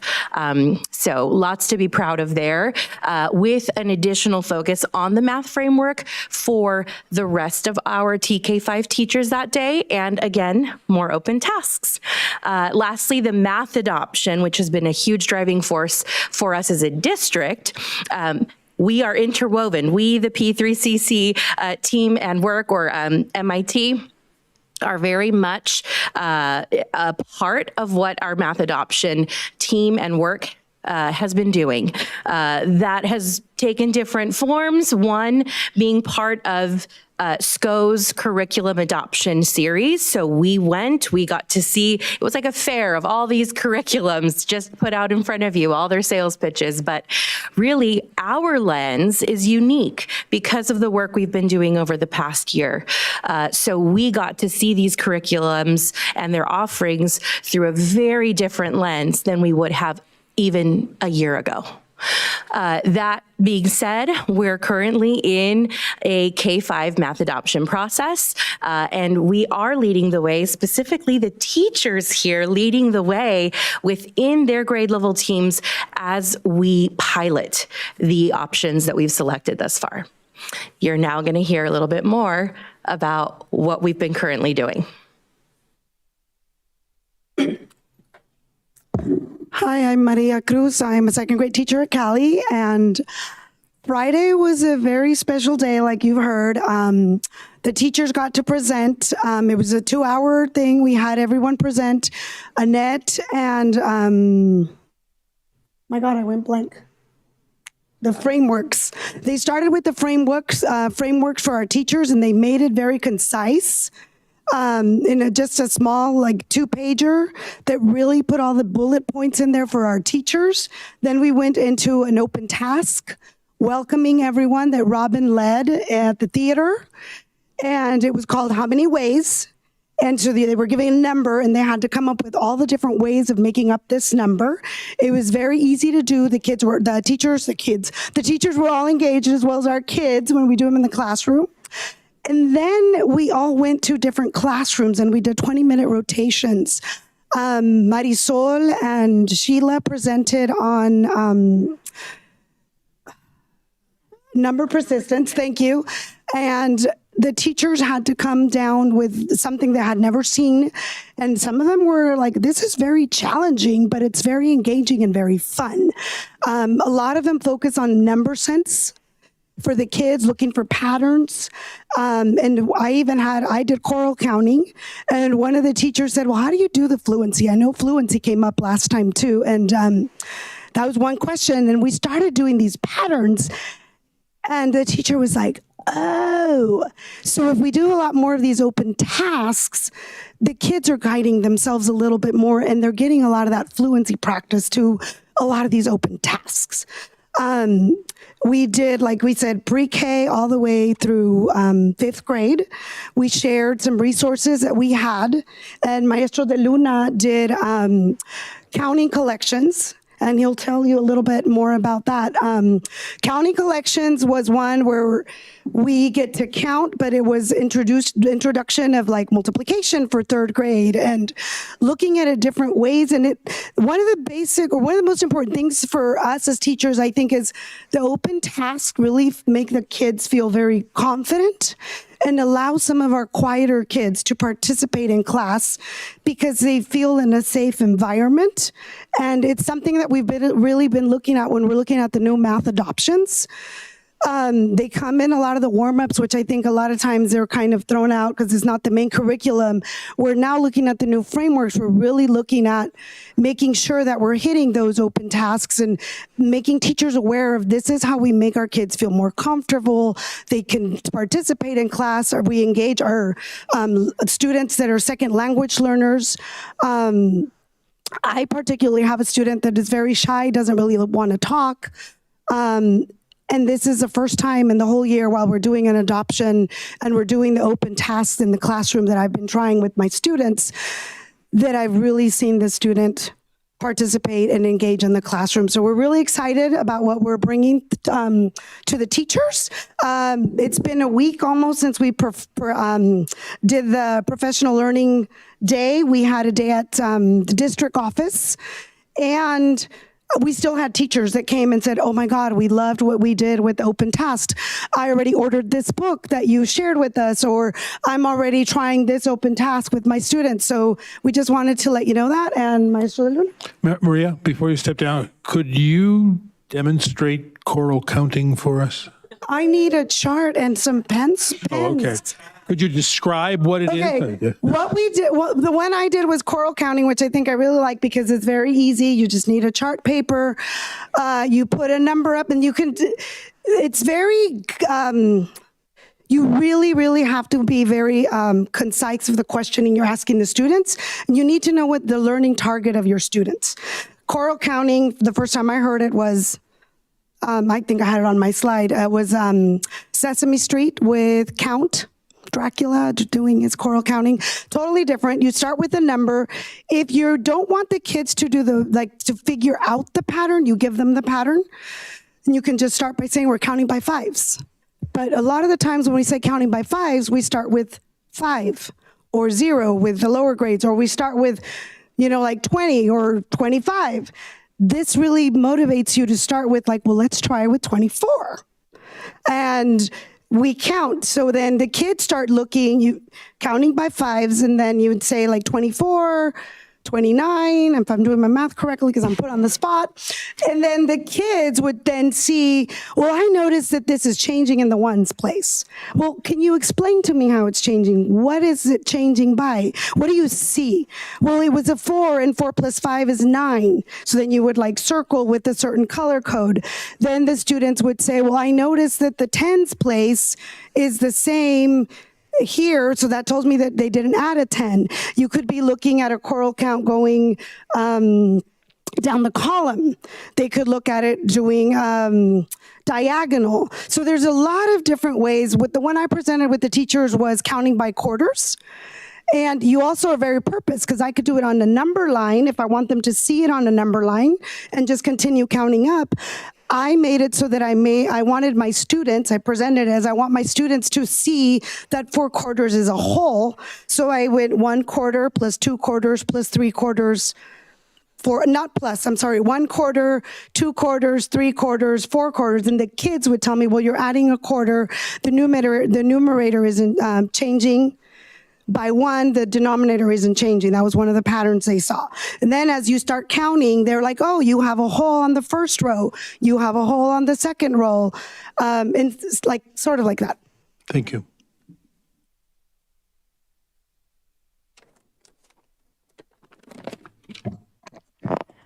Right. Good evening, Pedro de Luna, first grade teacher. I'm very happy to be here. Rebecca, thank you for your kind words, and thank you for visiting the classroom earlier today. Really lifted up my spirits, so thank you. What did we get? What did we get back? What was the feedback from the staff, from the elementary teachers? First, I can't really say anything until we get an idea of the setting, right? So these were elementary teachers who worked all week long. It's Friday. They went to these seminars in the morning. It's raining, they're tired, and then they're being told, you have to transfer from room to room so you can hear these presentations from your fellow teachers. So that's already a tough setting, but we knocked it out of the park. We hit a home run, it was a touchdown, we won the lottery, put it all together, right? We saw happy faces, happy teachers. We presented with smiles for each presentation. And at the end, as they walked out of the classroom and we were receiving the next group of teachers, elementary teachers, they were happy, their faces just shined, and they were happy to be there. And we were happy to present. And it was an honor for us to do it. Comments that came out from the survey we had at the end was, I understand the new math frameworks better and learned some easy tasks that can be implemented. I knew I was gonna ruin that word. Ow! Sorry. Into the classroom. I think you get nervous here. I get a little nervous here. Okay. You think it's tough with 24 6-year-olds, right? You think that's tough, right? Second comment was, I love the hands-on activities and fact that it was presented by colleagues who can answer further questions from me. The presenters did an amazing job. I love going to the different stations and learning. And this is just a reflection of what the teachers felt. They were with their, what we call in Spanish, compadres. They were with the person that they can trust, the person they can say, hey, I know that person. I work with that person. And everything was successful. And just to share a little bit more tidbit, today we were working on the pilot, right? We were at the district office and some of the math teachers were together and we were just talking and we were just trying to get an idea of what is the best thing for Windsor and what program works for Windsor. And no one was doubting. Nobody was asking questions because they got a spoon-fed information of open task, spoon-fed information of all that what they need to look for in a math program. And when in doubt, they looked at us and asked. So it's just strengthening our community, strengthening our teachers. And by the way, happy anniversary. We were here a year ago. And we gave you guys clipboards and we did math, and it's a pleasure to be here one more year. So it's just a very good vibe, very good vibe. And I hope to see you next year, next April, is year 3. And thank you very much.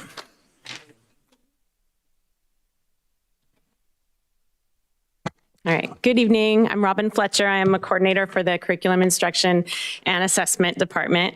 And looking ahead to year 3 for the P3CC, which is our 3rd and final year, with the P3CC collaboration, we have a few instructional shifts and some scaling efforts that we have planned already.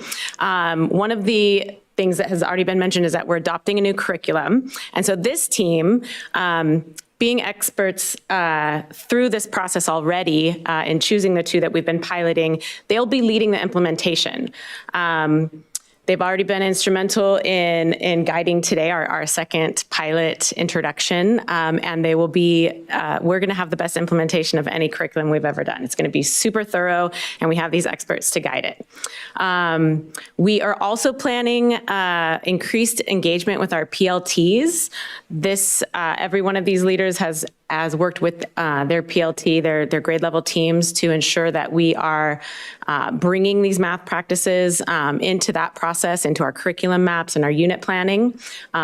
We have a process called the green, yellow, red, where we look at different lessons, and if it's ready to go, we give it the green light stamp of approval. And so that came from the P3CC team, but that's also being used throughout the PLTs for all different curriculum and all different subject matters. As far as scaling, even though it's going to be our last year with the California Ed Partners, we're going to continue the Math Improvement Team, the MIT, another wonderful acronym for our education world. And so the MIT will continue. We're going to keep going. We've already reached out. We have preschool to 3rd grade, and we've reached out to 5th grade. And so we're sure we can get that. And I think we can even get it all the way up to 12th grade. So we'll have this Math Improvement Team that is district-wide. We have monthly meetings. We continue our professional development, and we are becoming experts in all of the evidence-backed strategies that we'll bring down to the student level. And so we have big plans for the next PD day. Next year we have one in January and one in October, and we're gonna bring it again. And we're just gonna expand the team, and we're gonna solidify this as just one of the Windsor ways of just improved instruction. And I hope next year when we come back again, because it was I think it was like April 17th of last year that we were here. So it's like 1 year. So we'll see you in April next year, hopefully. And I think we'll have a big celebration of data. I think we're gonna see it by then. You know, we've built the foundation, and we're scaling the work to our teachers, and now we're gonna see it really affect our student scores and our student success. So that is my goal. And in closing, I mean, we'd love to answer any questions you have, but I just want to make sure you know how special this team is. They have been working very hard. We have, let's see, I want to go back to that first picture where we have everybody here. We have Jessica Borland and Francis Leon, who couldn't be here today, from our preschool world, from early childhood development. We have administrators from all 3 sites. We have teachers from all 3 sites. We represent every grade level. And it's very special. We don't have that in our district, where we are all collaborating, learning together, and we show up for each other. They're very dedicated. They're very knowledgeable. And I'm very proud to be part of this team. So thank you all. You're amazing. And we're very proud to have had the chance to present to you last year and then come back this year. And we look forward to seeing you next year. So any questions for us? I might have missed it, but what does P3CC stand for? The preschool to third grade cohesion collaborative. So it's about vertical alignment between each of the grade levels. So it's a common experience for the students as they move up. Well, I'll just say math is a huge priority for us on the board, and I know for our whole district. And your excitement and enthusiasm and the energy that you bring it's so clear that you guys are loving what you're doing. And it's, I think, reassuring for definitely me, probably my colleagues on the board, to know that you are kind of carrying this torch, because it's so important. And just, I'm so glad that you're doing this work. I can't wait to see what you bring us next year. We love data, so we can't wait to see how that plays out now that you're able to start scaling. That's so exciting. Thank you. And we will bring a math activity. We'll do some more math with you. Core accounting, I think. Yeah. All right. Thank you. So you need this one? Did you have a comment? Just a couple things. One, as a person who's got littles that are going to start the journey again. I'm excited for me, not necessarily for you guys, because they're very, very energetic, and smart little boogers too. But I just want to, maybe next time when we do this next year, if you guys are going to wear shirts that says math is a piece of pie, can we have our culinary follow them? Because I've been looking at that thing for like maybe we'll do it on Pie 40 Day. minutes now. And the only question I'm thinking is, how big of a piece of that pie do I get? And so anyhow, but no, thank you very much. And like Stephanie said, well, and all of us on the board, and really all of us in the community, we really want the best for our kids, and we want, and we know that you guys do too. And we're just searching desperately for that magic that sparks in our kids, so that way they can be excellent in math. And so, and whatever it takes. So anyhow, but we really appreciate all your efforts. Two things. Kudos and thank you for the compadres comment. I'm struck how when little kids come to the upper grades, they inspire those big kids, and when the big kids or the middle school kids go down to lower grades, they carry that day and that example. And being able to grow our own, as we saw 2 hours ago with Eli, I think that's what you were carrying the message on, and thank you very much for that, because if you can inspire your peers and keep them interested, you speak with the street cred and you're backing it up, and you're there the next day at school to say, hey, that's fine, Daniel, but come on, what's the real story? So thank you so much for that and stepping up. On a second thing, I like the T-shirts as well. I would like to get one.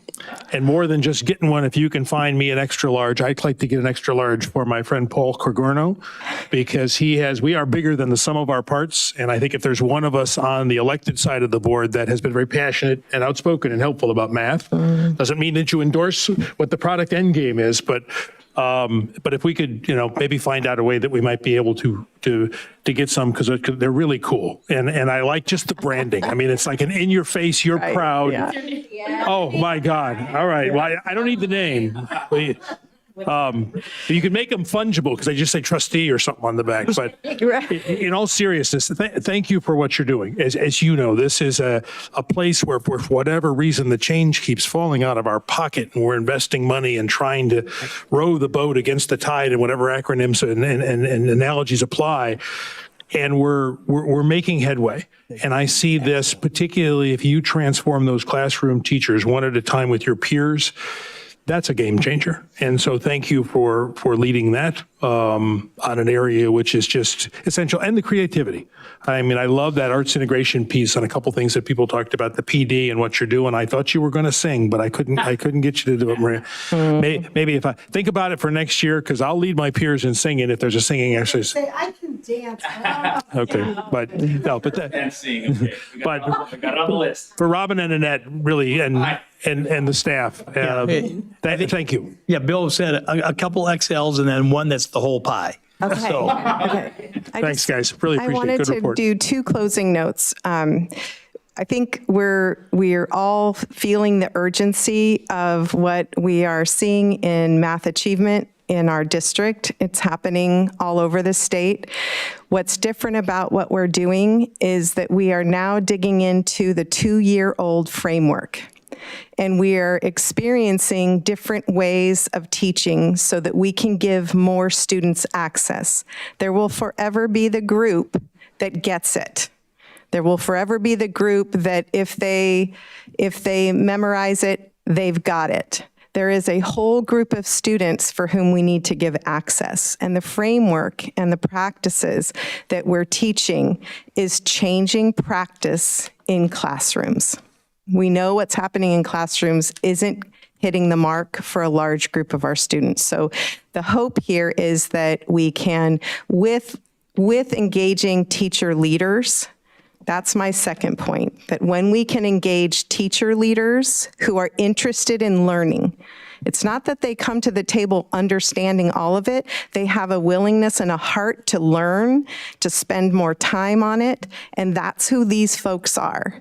And they're prepared now and ready to start scaling this, and teachers will always and forever learn more through their colleagues. So Robin and I and others worked really hard to pull as many teachers as we could into our PD day last Friday.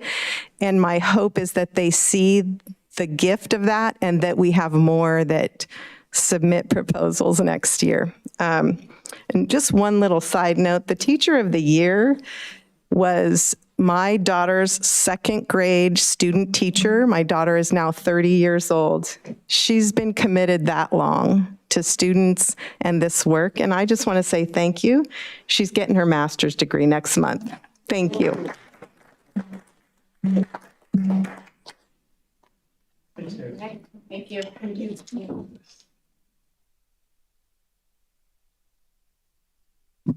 All right, so that was 5.8 that is now 5.2. So now we're going to move on to 5.3, which was the old 5.2, consideration of discussion of the district cell phone policy. This is going to be presented by Superintendent Decker. I'm going to call Heather up too.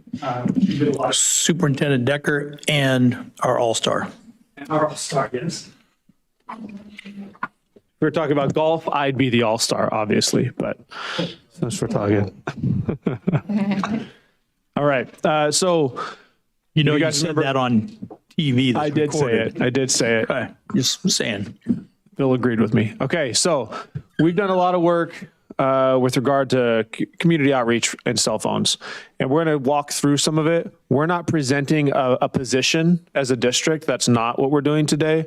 We're really presenting the results of our outreach so you guys can have a discussion and give us some guidance to bring back a policy before the end of the school year. So why are we doing this? Because we have to. AB 3216 tells us we need to have something in place by July 1st, 2026. And I mean, really, that's it. I'm not going to go through everything else, but we have to do this. That's what caused it. This is the policy language. So we have to develop and adopt and shall update every 5 years a policy to limit or prohibit the use by its pupils of smartphones while the pupils are at a school site. So that's what we have to do. Now, there are a lot of different, interpretations of that, and that's what you guys are ultimately going to decide upon with the board policy, but this is what we have to do. Yes, sir. So our drop dead date is our May meeting. We have to have that policy voted in on. What we need today is direction from you guys to bring you back a board policy in May, so we can have a first read for you to give us more feedback to make sure we have something solid in June that fits what the board is hoping for. Okay, I just want to make sure we have the time right. Timeline, correct? So we've made sure that we've involved the stakeholders significantly. So basically, we've abided by this policy language. So you need to know when what we come with to you next time, we've abided by the policy to get there. So the road so far, Heather, why don't you, this was your life here. So why don't you take it? Hi there. So first, we sent out what would really be called a general information opinion survey. We offered a lot of different.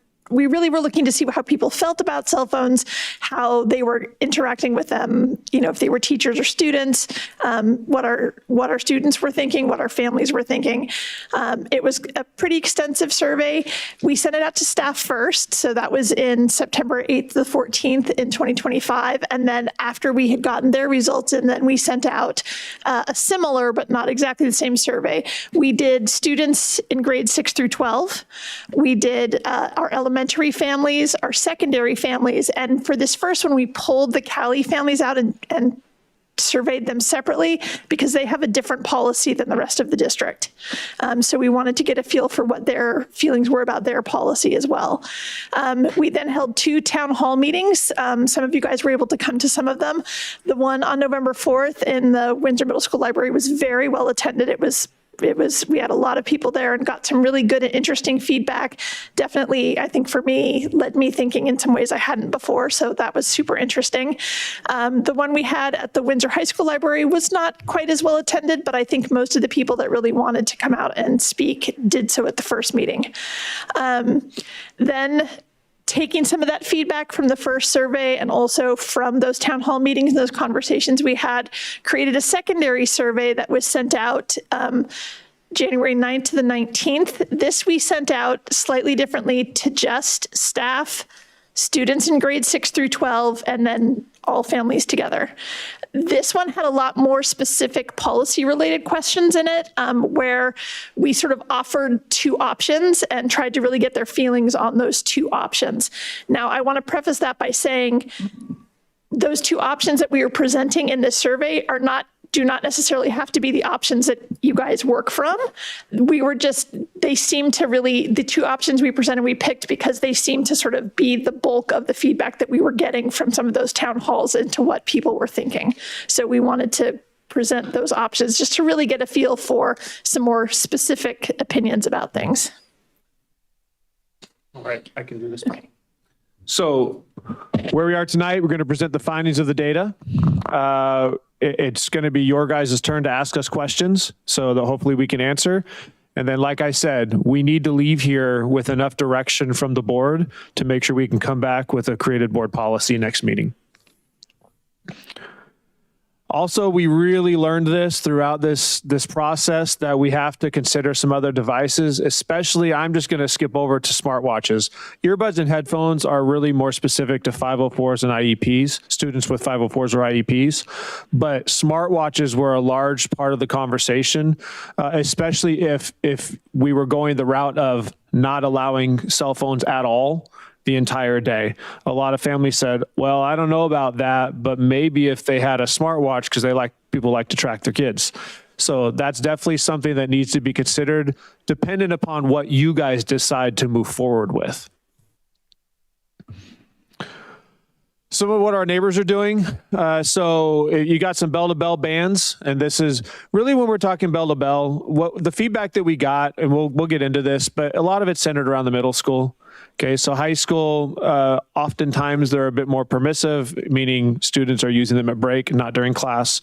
And elementary, students are not using them at all. That's kind of where we're at. But the middle school is where we had a lot of our conversation take place. However, having said that, though, there are some bell-to-bell bans that are being implemented in our county. West Sonoma County has announced that they're going to do a bell-to-bell ban. Cotati-Roanoke Park, they've also announced a bell-to-bell ban, including no recording devices without prior administrative approval. Pioneer High School is moving towards a bell-to-bell phone-free campus for next year, but they haven't released any specifics. And Petaluma City Schools, there was an article that said they're also moving toward a bell-to-bell ban, but we don't know the particulars. And then where they're allowed during breaks, Santa Rosa High School, all of these, Montgomery High School, Maria Carrera. So Santa Rosa City Schools currently are not looking at bell-to-bell bans. Middle school, again, you got bell-to-bell bans at Petaluma, Cotati-Roanoke Park, Santa Rosa Middle School, Salmon Creek. We couldn't. This is not exhaustive, right? We tried to do a search. Heather did the best she could to try to find different comparables for you guys. And then Oak Grove is also going to be a bell-to-bell. And then we know that Montgomery Middle School and Pioneer High School, they're not going to be bell-to-bell, but they're going to be used at breaks. what the research says. Heather, how close are you to this? Because really, I just read this to the board versus. So the research is, on the one hand, fairly clear, but also not as clear as one would like it to be. There are certainly clear advantages to removing cell phones from the educational space. However, some of those improvements very much depend on the type of student that you're talking about. Students that sort of are already would be considered disadvantaged or underachieving see the most gains from having cell phones removed from the school environment. Students who are already achieving at a high level don't tend to see much in the way of gains in terms of those cell phones and that distraction being removed. That being said, the improvement that is seen by those students that maybe do need that extra help or time is very real and pretty significant. The reason we included this slide is because it's required for us to do so based on the law. You need to see the research and know it, so we made sure to include the research for you, or at least some of the research. There's a lot, obviously. All right, survey findings. So if we're just looking at groups of people, staff, TK5, and the Cali families are largely in favor of bell-to-bell ban, no phones even at breaks. 9 through 12 families and students, they believe there should be restrictions during class time, but should be allowed otherwise, meaning breaks and lunch. 6th through 8th grade families are really split, guys. So it's really tough. It's like 50-50. I don't think there's one way that we really found that families were leaning. But again, the families who are in favor of a bell-to-bell seem like they'd be open to watches. And then those who do not want a bell-to-bell said we absolutely would have to have watches. So I think it's just something for you guys to think through. I guess I just said that there on the first one, other tech, and then safety and emergencies. There was a lot of conversation around, I need to get a hold of my kid, right? Now back in the day, we called the school and didn't call the kid directly, right? But that was definitely a conversation that was had is if something's going down, I want to be able to text or call my kid or have them do the same. And this was universal. So whatever we do, we need to have clear rules, consistent application, and penalties for noncompliance. And this even came from kids. Like, if you're going to do this, then you better follow through. Staff, same thing, right? If we're going to do this, then you guys better follow through and make sure that if the students are breaking the rules, they have consequences. So survey number 2 was really specific. We already kind of talked about that. Option 1 was the current model, TK5, they're banned. 612, they're allowed at lunch and break. And then option 2 was more the Cali model. Cali doesn't allow phones at all right now. And so option 2 that we posed to families was TK8, they're banned in classrooms, allowed at break and lunch. No, I'm sorry, they're banned completely. And then 912, they are allowed at break and lunch, but not in class. Is that written wrong? Yes, it is. Oh, okay. All right, there's a lot of stuff on here, right? So what we found is staff overwhelmingly prefer option 2, meaning they're banned at lunch and break as well. Families, if you look, they prefer option 2, but it's really not all that clear, right? 46.8% versus 39%. And it's interesting because there's a lot of people almost perjure themselves. So they vote one way and then their comments suggest a completely different way of voting when it's open-ended. So it's really tough, guys. But if you look, when asked which policy best supports student well-being, being mental health, social skills focus, support for option 2, of course, increased to 49.3%. And the bell-to-bell ban support rose to 7%. But this is tough. It's tough. And especially if you're saying, oh yeah, I want this thing to happen, but for my kid, I want this thing to happen. Or I want to make sure my kid has their phone, but I believe that cell phones are bad. You got a lot of that. Again, this is a lot of data that we just wanted to make sure you had, and we'll share it with you. But, students really feel like we're okay. We can manage ourselves. You don't need to take our phones away at lunch and break. 78.7% of students agree it's important to have access to the phones during lunch and break. And if you asked about their current phone use patterns, students respond as follows. They don't, 28.7%, they don't use phones at school at all, right? About 40% said they do use their phones at lunch and break. So again, and if you look at this, 65.5% believe policy 1 would improve behavior in school culture. Policy 1 is not the bell-to-bell ban. Yeah. And 58.9% believe policy 1 will be best for student learning. Yeah, jump in. I just want to briefly add, as a point of interest, for survey 2, the majority of students that answered the survey were actually from Windsor Middle School, which is really the campus that would be affected the most by this, because the principal thought it would be good for them she allowed them to take the survey during class time. So we had a huge amount of participation. I don't know. A huge amount of participation from the Windsor Middle School students. So these numbers, I think, are quite reflective of their thoughts and opinions on this more than either middle schoolers at Cali or high school kids. Well, they could also take it on those Chromebooks, which they still do have, which they can text from, which is another part of the conversation that makes this entire thing somewhat difficult to manage. So some additional findings of interest. Again, this is a lot of narrative on a slide for you, but parents' reasons that they want their kids to have phones, roughly half say safety and emergencies. And then there's about 30% who say they don't need their phones at school. And this was a topic of conversation at the town hall where parents said, I just want to be able to say, hey, so-and-so's picking you up. You have practice. I want to make sure you know where you're going. So it's communication about after-school activities.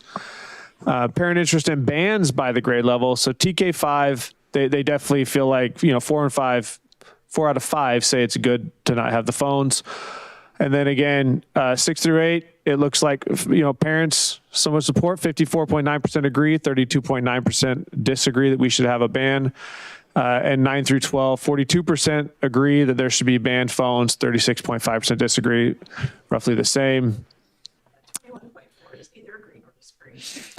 And then staff views, 85.7% of staff really feel like we should be more strict with our cell phone management. I'll let you just read. I don't need to read at you guys.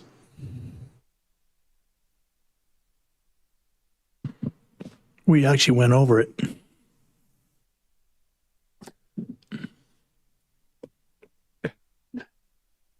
It does keep getting, it's interesting. So Would you guys run out of pages or something? You had to start. You want to know what's interesting? So we used AI. I used AI. So we had a bunch of slides with a ton of information. And then there's a thing in Google that says, basically make the slide prettier. And we clicked that thing. And that's what all this is. So it tried to take all the information and pare it down into smaller amount. But really, if you just look at the bottom, maybe next time say, AI, make this smaller. You mean the content? Yeah, there you go. Concise. Well, it's actually in the instructions. Not to where we can't read it. Believe it or not. I have to ask Rebecca, what did that thing say? So Bad eyes too. if you're looking at this, let's just talk about smartwatches. Because that could potentially be a solution where if you did choose to ban, then you did allow smartwatches, but they would then have to be in school mode, which means you can't text on them, which is tough to manage. There's a lot to go into this if we choose to ban. And Heather, is there anything else you want to touch on here? So we have Parent Square as our communication platform. We're going to be turning on the student-facing piece of this called Student Square. And Student Square now has a feature where parents could text with their students and students could text with their parents, but only their parents through their Chromebooks via the Student Square app. So that's an option for families that are concerned about being able to connect about after school pickups or in safety issues or anything like that. So just wanted to throw that out there. And did we already turn that on or we're going to turn that on? Yeah. Yes. What is our policy right now? Cali, no cell phones the whole day. Okay. Middle and high school, cell phones at breaks and lunch. TK5, no cell phones the whole day during lunch, break, anything.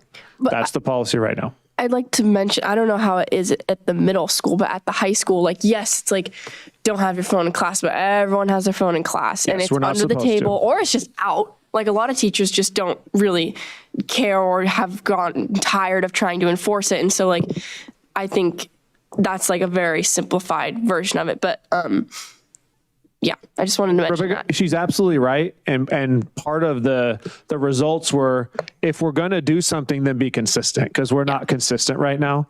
And that's part of our problem. However, our policy is that we don't have phones out unless the teacher allows them, right? Unless the teacher says, take out your phone so you can use your calculator or whatever it is in classes, high school. Do you remember off the top of your head what like the breakout was for specifically middle school's teachers' opinions, like the staff at the middle school's opinion on what should go on there? I think the staff opinion is really important, but it's hard to say like if it's all the staff at once. It was high. I don't know. We can pull it up. We have all the raw data. It was pretty high from the middle school staff regarding banning the phones. But the feedback was, if you're going to do it, then you got to make sure you manage it well. Okay. So what does so I had a couple questions. What is managing it well? What are the consequences of violating whatever policy we come up with? Oh God, Rich, those are hard questions. Well, that's why you get the big bucks. What does managing it well look like? It means that we actually can manage it, right?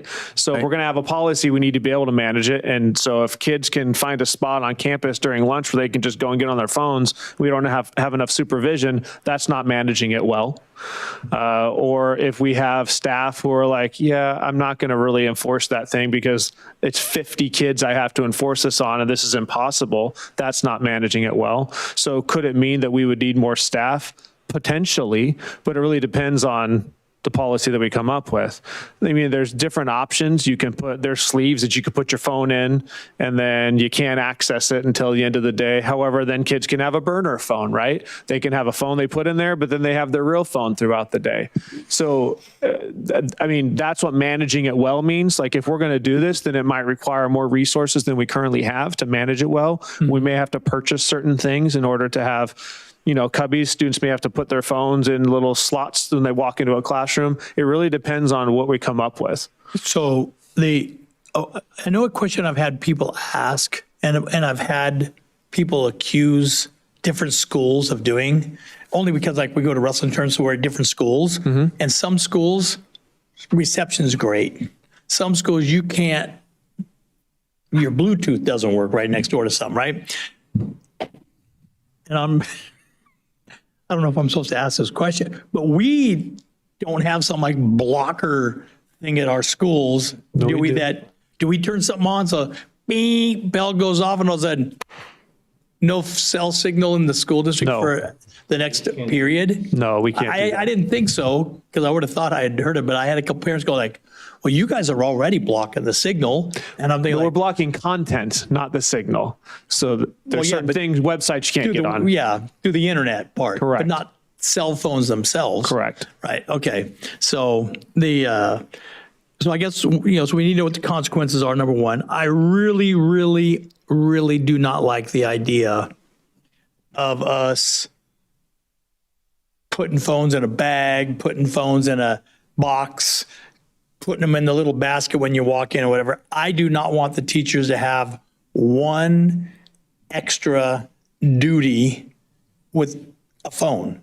Some of these suckers cost a couple $1,000, and I don't want a parent going like, hey, Billy's phone's missing and he handed it to Rich. Sure. And so I don't want to put us in that situation at all, which kind of goes to a philosophy that I have, which is how I think how I kind of hope to see this kind of go. And that is this. You guys have heard the story about the kids and the cookies and the marshmallows and the kids that cannot eat it right now and wait a little while, they get more later. The principle of delayed gratification. I've used it coaching my whole career.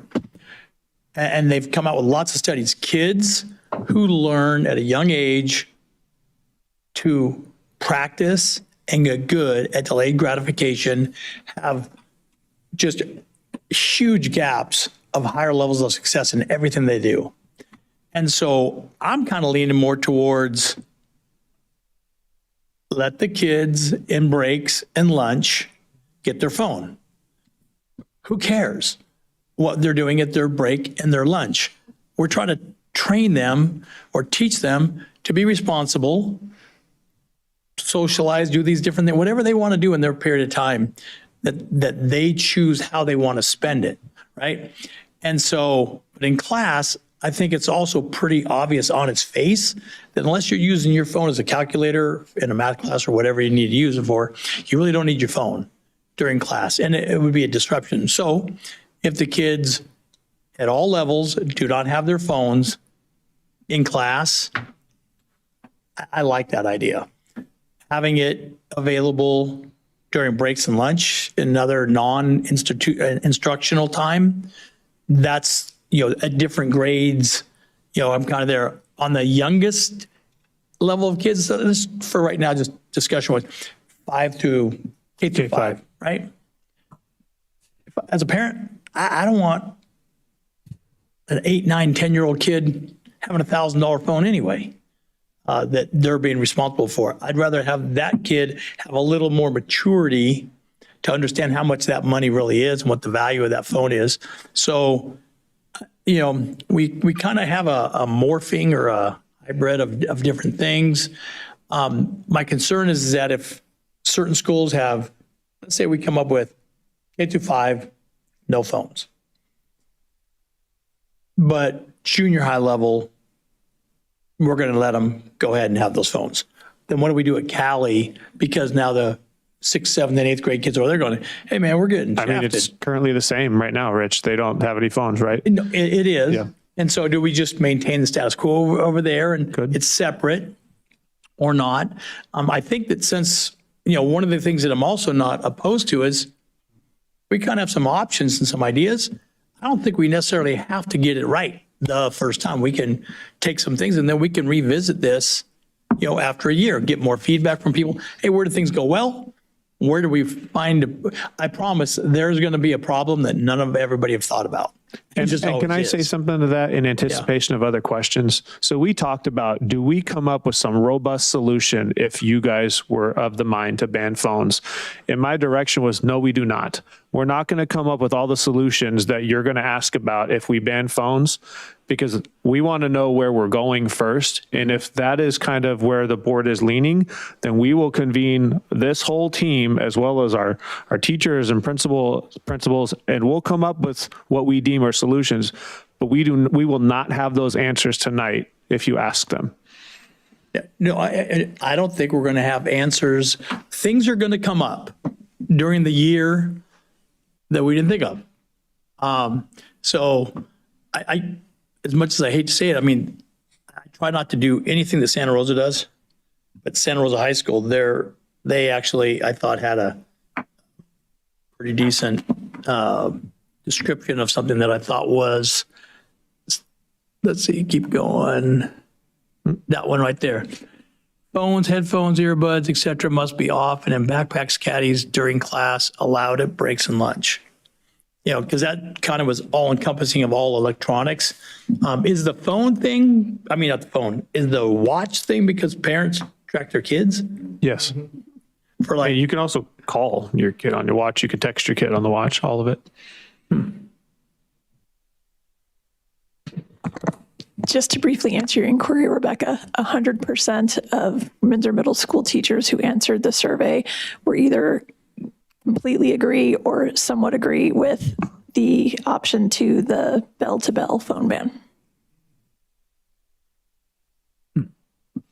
And the student advisors were as well, but they did acknowledge that it's going to take a significant amount of work and planning to actually enforce a bell-to-bell ban. Administration at Windsor Middle was not in favor, if you're really breaking down staff. And what are you looking for from us today? We kind of need direction. Are we going to go? Here's why, Stephanie. If we decide to go with a bell-to-bell ban, that's a lot of work, right? That's a lot of work for my team to come back with a plan for you. If we are not, it's not a lot of work for my team to come back with a plan and a board policy. So we need that direction, right? Are we going to now mobilize everything to really come back with a policy for a ban? Mm-hmm. But right now, our policy and our practice is that TK through 5th, no phones. Correct. What about watches for that age group? Is that the same? I believe we allow them. Yeah. I mean, my kids have watches. But don't you have to have a phone near the watch? No, you do not. Oh, really? No, not anymore. You can't. Some watches require that, but other ones you pay more and you don't. Sneaky. So really, I'm hoping that you guys can talk to one another. I mean, you can continue to ask questions, of course, but I'd love for you to talk to one another to kind of figure out where you stand, and we'll listen so we can kind of develop this policy moving forward. What do you have, Paul? I see your face. Well, I'm just curious, do you put your kids' watch in school mode? I do. Okay.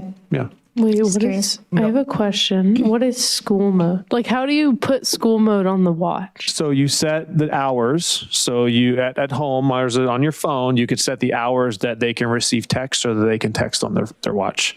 That's really what school mode is. And they can't change it unless they have my password. But that's what it is. So from the hours when they're in school, they can't receive text or text. Would that watch thing and Heather, or what she said about the Student Square? Yeah, Student Square, would it show up on their little watch thing? I don't know if there's an app for Student Square that we could get on a watch. Has to be on their Chromebook. It has to be on the Chromebook? Okay.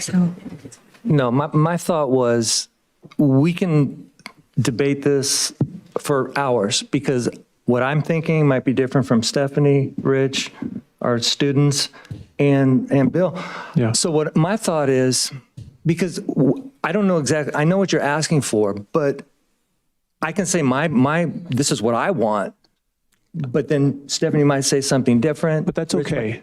I'd love to know what you think, Paul. I mean, it would help. Okay, I'll tell you what, my personal thought is bell to bell from K-5 and 6 through 12, they can have them in the break time. That's helpful. That right there is helpful. That's just, okay, to me, I want to try to make it simple because I don't know, maybe I should ask our student trustees here, if cell phones really are a problem in the high school. I think it depends on the teacher and how they run their classrooms, but I don't want to restrict their ability to have those phones at breaks. Okay. And maybe some of the teachers say you have to keep them in your backpack. And that could be part of our policy. Class. But then at break time, they have them available. Sure. So I don't know. Maybe it's more, we're making a bigger problem out of it than it is. I don't know. I should defer to the student trustees on that. I guess I have kind of like I'm like the person that would answer the question this way and then make a comment the other way. That's all right. Because I grew up with absolutely no phone restrictions. And I honestly got a phone in the 2nd grade. I think having siblings that are like 30 had something to do with that. But in my opinion, I think changing, like I wouldn't suggest, but I don't know how it would work with like both of the middle schools being different.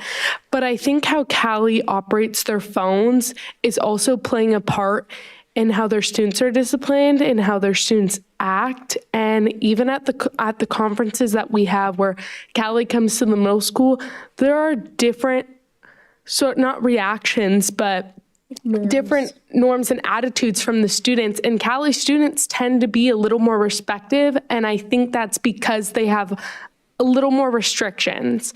And so I don't know, in my opinion, I wouldn't take away their no having phones because I think it's doing a good part in their students. But I don't know, I guess I had no restrictions on my phone, but at the same time, I think there should be restrictions with the middle school phone. So I don't. So Natalie, are you saying you think they shouldn't have them at lunch and break? Because obviously restrictions, absolutely, during class time. I don't. Honestly, I remember going into, and high school's a little different. I mean, it can tend to be very different, especially when you're 17, 18. But I remember going to the middle school and I went to one of the club meetings and the kids were on the phone the whole club meeting. And it was so hard because I could tell those kids were also struggling mentally. And I see them watching videos on TikTok that are not helping their mental state. And I think if those kids had those restrictions on their phones, they would have been more involved with the club meeting that their friend dragged them to, right? So that student obviously wanted to be sitting outside on their phone. And while yes, they could be doing that and that would give them more gratification in the moment, I think that student would have been a little more involved. And I think that it's okay to put more restrictions on students that are younger. And I think like more and more as a society, we forget about that. But that's also coming from a student who didn't have restrictions. So I don't know. It's like, it's like you get some students that end up being perfectly fine. If anything, that gave me a really good balance on my phone that my parents didn't restrict me. But that's my personality. So, and not everyone's like that. So Sure. I 100% agree with everything Natalie said about just like all the reasons, and also like walking around Cali and walking around the middle school, like there's also the social reasons, like just it opens up a lot for them. And I think especially like during puberty, like imagine having just like actually like a physical block to being social, and like you're already so awkward, and it just hurts me to think about. And I come from the opposite thing where I had so many restrictions on my phone, and like I still have restrictions on my phone at 17 put on there by my parents. And so like I think it's interesting that we kind of come with two different viewpoints, but then have the same conclusion. I think I would say, to like lay it out, K through 5 is just a complete ban. And I would also continue that at the middle schools. And then in the high school, I think it should be allowed at break. And I think something I want to discuss, and I think Richie mentioned this too, is like how we're gonna make sure it stays away, especially at the high school, I think, because there's like the struggle of like, you don't want the teachers to have to be responsible for that. But then also, is it really even possible to have that restriction and to enforce it without like physically taking the phone? And like the addictions are very strong. But and it's a good point. We don't have a policy right now per se. We have rules. We got kind of a thing, right? But once we have a policy that is consistent in our district, that is somewhat similarly, a little higher, a little bit lower at all the other schools too, throughout, our area, the kids all across the board are going to know better now than they do that, hey, look, there's just some expectations when it comes to your phone, and these are it. If you don't, I don't know, like what's the consequence? If your phone's out, hey, you get a warning. Your phone's out a second time, it goes home. It doesn't come back to school for a week or a month or something. And that's not us to do. It's like, hey, where's Stevie's phone? It's in the office. Parent comes and gets it, which I want to include the parents. And this is one of my fears with this is that, because I've heard some folks at the middle school level and some others, they're not wanting to ban a phone because it's interfering with their learning. They're wanting to ban the phone because they're trying to control what the content of what the kids are watching or exposed to. And I don't think that that's our job. I think that's the student and the parent's job, where they decide what they want their kids to be doing. Look, at our house, way a long time ago, we just, if you had a computer in our house, the computer was in the living room. That's where kids did stuff. The computer was, anybody could walk by anytime, see what was going on that computer, and that's just kind of the way it was. And so I don't want to get to where we're the content police. I just want us to get to where we are making the environment the best it can be for our kids to learn and inside the class. And I haven't heard anybody say that the phones are adding value to their education. And then on the other hand, having a parent be able to get a hold of their student at different times or however, I don't know that during the breaks, I don't know how that's really, if they're putting it away and then they're looking at it, seeing what they have to do, check a message, just like a lot of us people do when we're in a business meeting, we don't use our phone. Our phone's in our pockets, on silent, it's put away. We have our meeting. We walk out of that meeting, we turn our phone on and bing, bing, bing, bing, bing, bing, bing, emails and texts that we got. We look at them, we take it, we figure out which ones are the ones that are the hottest fire, which ones are not. We take care of them. We go to our next meeting. But your brain's developed, right? For a kid, when they see the videos, That might be debated. can't wait. So I think there's, Well, and that's why I said they're learning that delayed gratification part. Because some of these kids are, I'm going to use the word addicted to the phones. I don't want to use it too much because of drugs and things. When I call that addiction, that's a different kind. Maybe it's not a different kind, but it's anyhow. Yeah. So anyhow. Can I just give you some information? So my sister-in-law works at Santa Clara High School, and they did choose to do a ban from bell to bell. The kids have bags that are magnetically closed, and every single student is assigned a bag at the beginning of the school year that's theirs. In their first period class, they seal the bag. They don't have access to open it up. I mean, I guess you could buy like one of the little things on the internet, but it's pretty expensive to do. And she said she works with both ESL students and she works with advanced math and honors kids. She said that she has had her test scores increase. She has had less mental health issues with her kids. It was such a struggle because, kids say, hey, I have to go to the bathroom, and they sneak their phone to the bathroom and they go, use their phone in the bathroom in the middle of class. She's seeing a lot more kids talking during lunch and like socializing. So it has had a huge impact on the learning of the kids in her classroom, and again, increased her test scores by having that bell-to-bell ban. So I just want to kind of give you guys, we'll see in the future if the districts in Sonoma County are seeing the same kinds of things. But it's, that's a positive note for that type of ban. If we knew our math scores and our reading scores were going to go up, we did the bell to bell, I'm in. Yeah.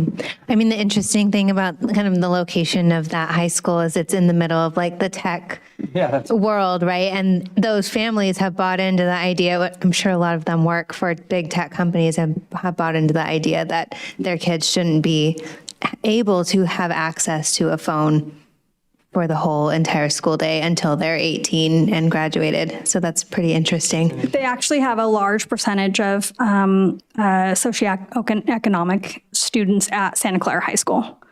So there's not as many, big tech bigwigs there. Mm-hmm. Okay.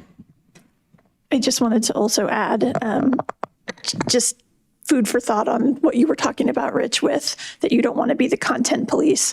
A lot of the comments that we received, because all of the surveys had options for people to add comments, is the parents who do want to restrict content, by and large, actually don't give their kids phones.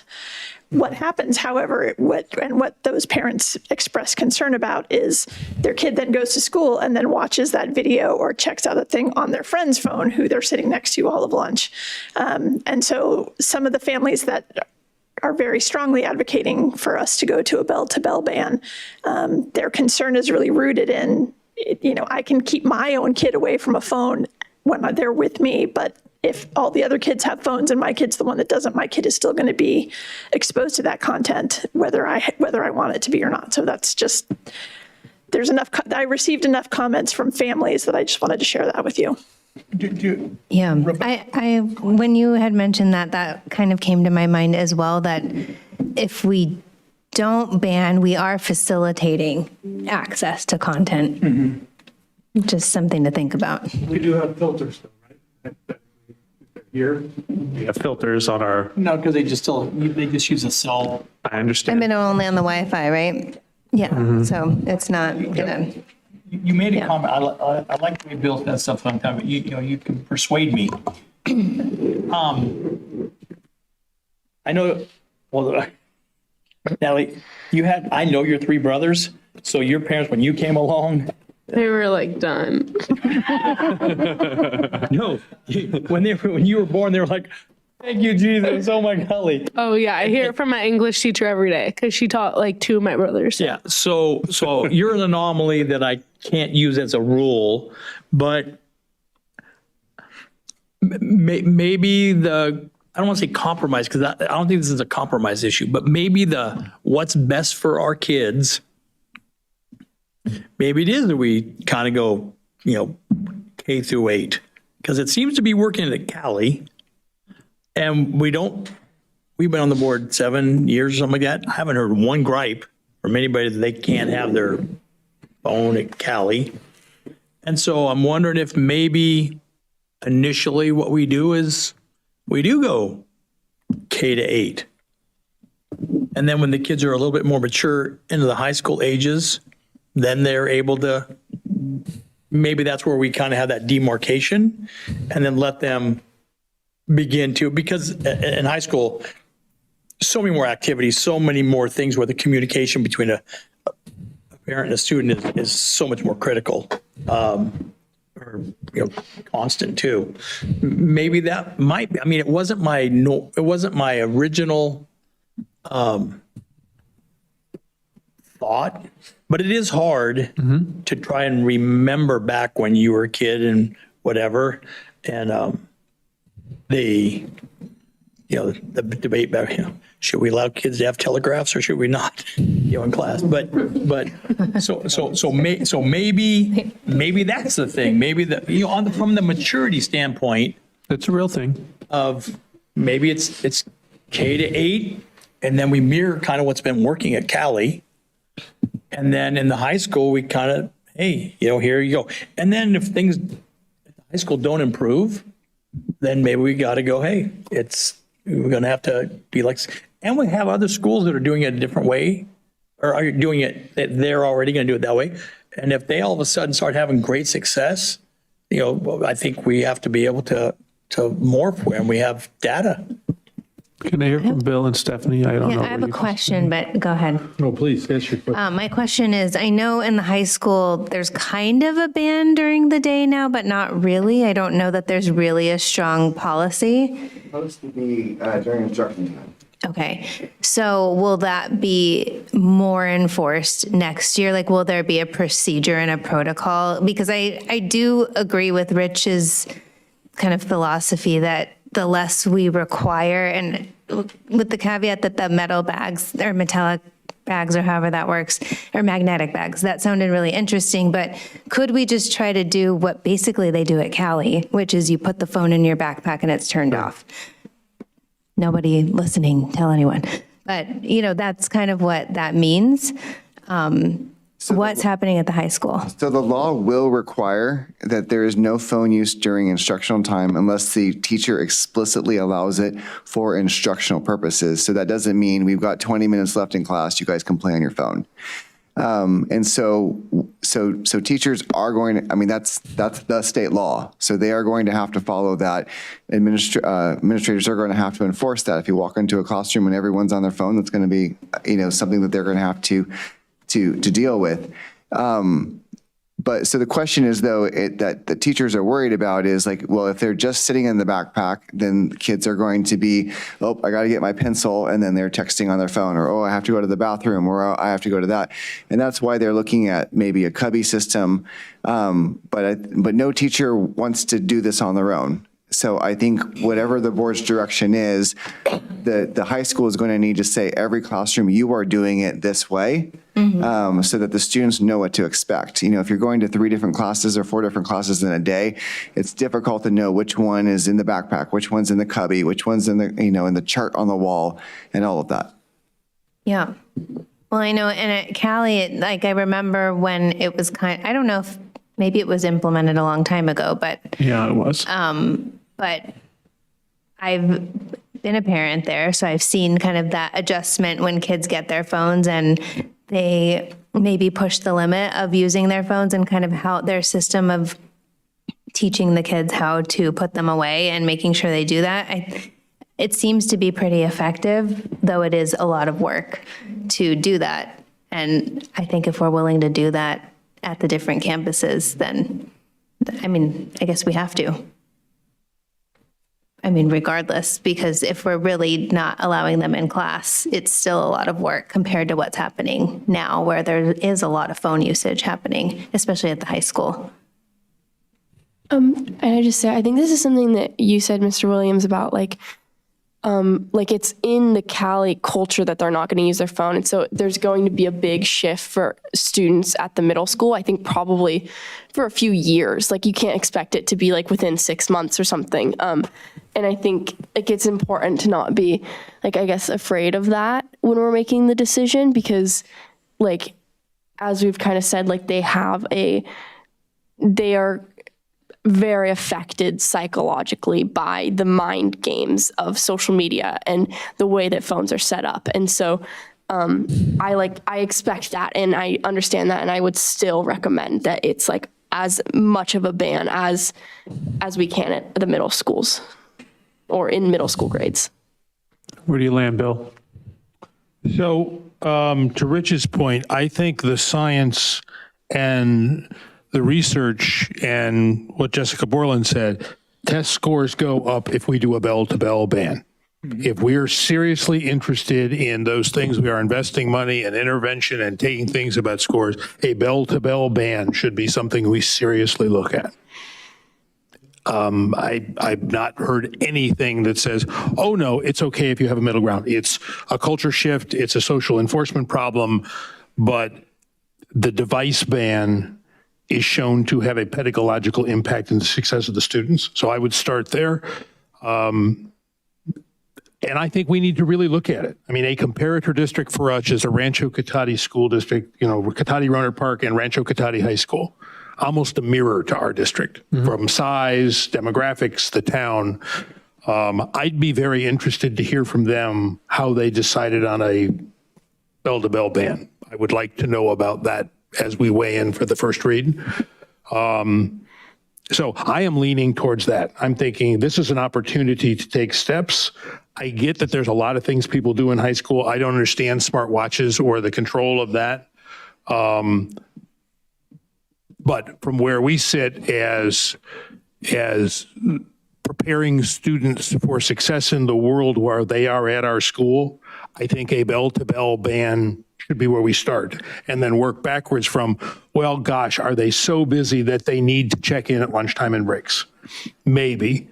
The fact that content or isolation is facilitated by having phones, I absolutely agree with. I knew we were doing this. I've been walking around the high school and middle school looking, and they're on them like flies, right? So I think that we might approach it from a ban, bell-to-bell ban, to meet many of the obligations we have to the students is something to think about. And does the inconvenience of that or the interference of that mitigate against it? That said, and that's really only 9 to 12. I think I get there's a separate culture. I think we need to have a consistent middle school grade policy. And I would absolutely support a bell-to-bell ban at the middle school level. Middle school down. Middle school down. So K-8, until we get to 9th grade, ban across. Because I've looked at the policy, and thank you for putting it back up. I mean, it's to limit or prohibit, but it's really, the goal is to support pupil learning and well-being. Well-being and access to phones is, I guess, communication with their guardians or their activities.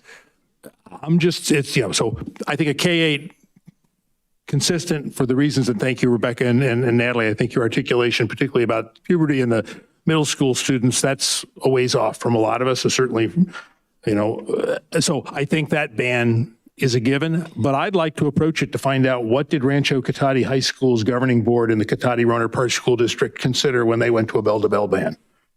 They are more like us than anyone else, and I'd be very interested about what they figured, because I would lean towards the opportunity yes, it's a cultural shift. Yes, it may be inconvenient and require some adjustments.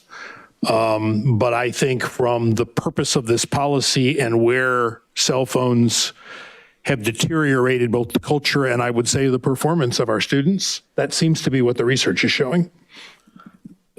I'm not saying it's easy. I do think that addresses the issue of student consistency, which is going to be a problem. I know there are teachers, and I'd be interested to hear what Susanna, thanks for staying about this. She's at the high school, what they would say about the consistency, but a bell-to-bell ban removes that problem, right? I don't know what these magnetic bags are. That sounds pretty cool. You didn't talk about what, she's gone. Like Faraday. We looked into them, and there's a cost. And do you go at the end of the day with the magnetic reverser and you take your bag and you have to, okay. So I don't know what the mechanics of that are, but other people are doing it. And I think they're doing it for a good reason, not to harass the students or inconvenience the families. I'm kind of curious, since we do have a high school teacher here in the union rep from the teachers, I'd be, if you have a thought or what your peers are saying, maybe it's because my kids aren't in high school anymore, but I'm really leaning towards, boy, I'd like to be convinced why a bell-to-bell ban at all the schools would not be the way to start. Sure. And the student is nodding her head, so. I'm going to start with saying that the more engaging the lesson and activity in the class is, the less likely the student's going to be on the phone. I'm going to start with that. And it's insidious. The students have multiple phones, so it doesn't matter if we're going to take one away. A smart watch might solve some problems. It's open up a whole lot of other problems. Parents that want to be able to track their children can make them carry an air tag. They can see their location. They don't need anything else. But as far as what happens in a high school classroom, you might find this surprising, but most high school teachers become high school teachers so that they can be the monarch of their small domain. And they're going to do what they want in their classrooms anyway. So enforcing it and having that consistency across the campus is going to be a cultural shift at Windsor High School. Whatever the policy is, you will not get everybody following. You can't even get everybody to follow the bells. So, and those ring and everybody can hear them. So there you go. But Susanna, what do you think? Because you're speaking for our teachers, right? Yeah. Where do you kind of land on this? And you're a parent of a high schooler. I'm a parent of a high schooler that I text during the day when he's in class, whose teachers take the phone away, and he still can respond. So then it's unenforceable. So yes, we have to have a written policy. That's what the law says. Yes, the teachers are supposed to be following it. Our employment agreement says that we follow district policy. So we're going to discipline the kids and the teachers, I guess. I don't know. It's a tough one, but like I said, we close our doors and, as long as our kids are actively engaged, the phones aren't going to be that much of an issue. Thank you. Do you want, board, would you like us to go back and design a policy centered around a bell-to-bell ban TK through 8th grade and show you what that, because there will be a cost to it, most likely, if we have to purchase the slips or if we have to have more supervision but if you want us to go back and do that analysis, we can. We've talked about it. Or do you want something else? I am not in favor of us purchasing. No. The magnetic bags are a cost is what I'm saying. Yeah, the magnetic box or this, that, or whatever. No. Keep it in your gosh dang backpack or your pocket or whatever it is that is not in your hands. That is not a hard concept for anybody in our schools to understand. The biggest worry, I will say, for me, so I'm just speaking as Jeremy now, the biggest worry I have is, let's say we do a bell-to-bell ban and you keep it in your backpack. That's your responsibility. The job of our student advisor, assistant principal, and principal at the middle school then becomes, hey, put your phone away. It's not how was your day. It's, hey, put your phone away. Hey, get that. I see what you're doing. It becomes negative interactions with students. That's my biggest worry. If that wasn't part of this calculus, I'd be all in, but I worry about it. But they've been able to do it at Cali. They don't have bags. It's a cultural decision. It's true. That, they have a process for how they discipline the students. They get like 3 strikes and they go through that process. And by the end of that, they don't take their phones out. It happens with all of them. That's true. Thank you, Stephanie. Once there's an expectation, you have fewer outliers. I mean, if we went and spent the money on those bags, that's still, Jeremy, where the hell did that phone come from? Give it to me, put it in the bag, right? So it's the same kind of a negative type of a deal. Yes. And so we can use them as learning. Jeremy, what's the school policy on phones? Oh, did you forget again? Jeremy, if you keep forgetting. Oh, I'm a student. I was like, oh, you asking me as superintendent? I'm confused. Yeah, no, well, you had your hand on your phone. No. But the same thing. It's like, hey, you know what? I'm sorry. You bring your phone up to the office and your mom's going to have to come and get it, or your dad. Right? I mean, kids are not going to want to deal with that. And it won't happen too many times before the parents going to say, you know what? I'm tired of coming to the school and getting your phone. So guess what? You ain't bringing it to school anymore. And so those things can correct themselves. I understand. I'm desperate enough for our scores to go up that if not having phones K through 8 at least, because those are the most formidable time, that if that bought us a 5% increase, I'm in. That's how desperate I am for improvement. So if I can get a 5% increase across the board because we don't have phones in there, I'm a yes. I feel like we have enough direction to go back and start working. So, I mean, that's what this conversation was for, because I don't want us to craft a policy from the dais, right?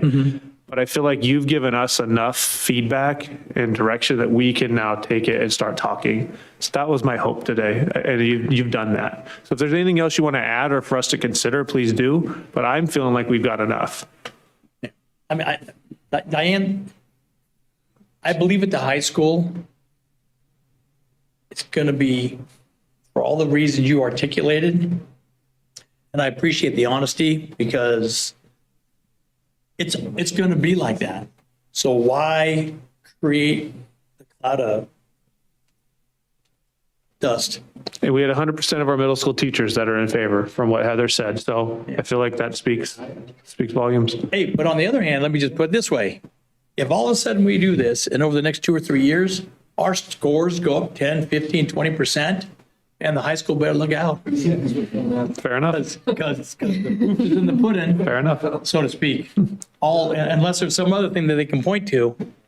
Well, I mean, the nice thing about that is those kids will be so used to not having their phones that you can literally matriculate them up into that policy and it won't be that shocking. Everybody used to look forward to driving a car. They couldn't wait to be 16 to drive. That's true. Can't wait to be 16 to get a phone. I feel like we've got it. I feel like we've got it from here. Give us a chance. We'll come back with some sort of proposed policy that you guys can beat up. I mean, philosophically, I think Bill's probably right.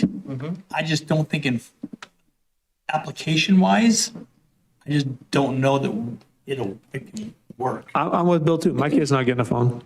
So I get it. So I would like if you would come back, if it's a K-8 bell-to-bell total ban. Yes, sir. And come up with like 5 bullet points on how Rancho Cotati High School seems to think they're going to do it. Okay, we can reach out to Petaluma too. Costa's very much those similar. examples that were provided on the slide say, hey, well, how were they thinking about doing this? You know, I'd just be curious and we're aware then. Yeah, we'll reach out to Petaluma and Roanoke Park, because those high schools are all pretty similar to us. So somebody said something about the air tag versus the watch. I understand that a parent could legitimately be concerned about their kids' whereabouts safety-wise, right? So is an AirTag do anything? I mean, does that watch just thing do location. anything?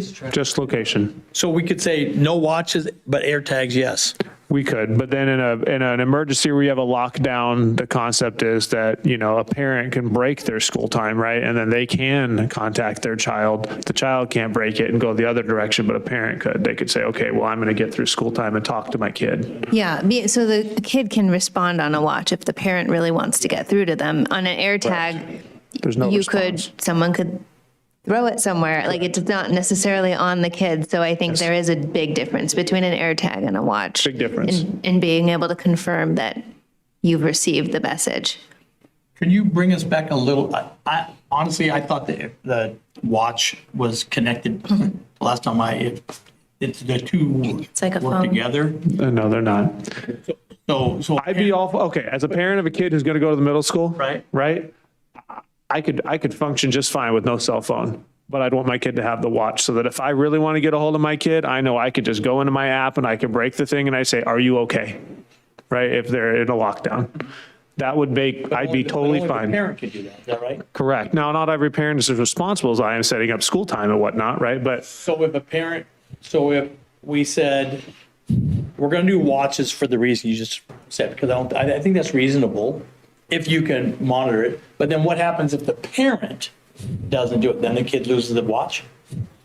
that's what we need to all discuss together. I mean, I think there should just be clear instructions for families on what the expectations are too. Like, you know, they're probably going to have questions, and maybe if we say you can set your kids' watch to school mode, like, then it's okay. Right. So a lot of the schools locally that are doing bell-to-bell bans but are allowing watches, the general concept that they all share is if it makes a noise or makes a distraction, it goes to the office.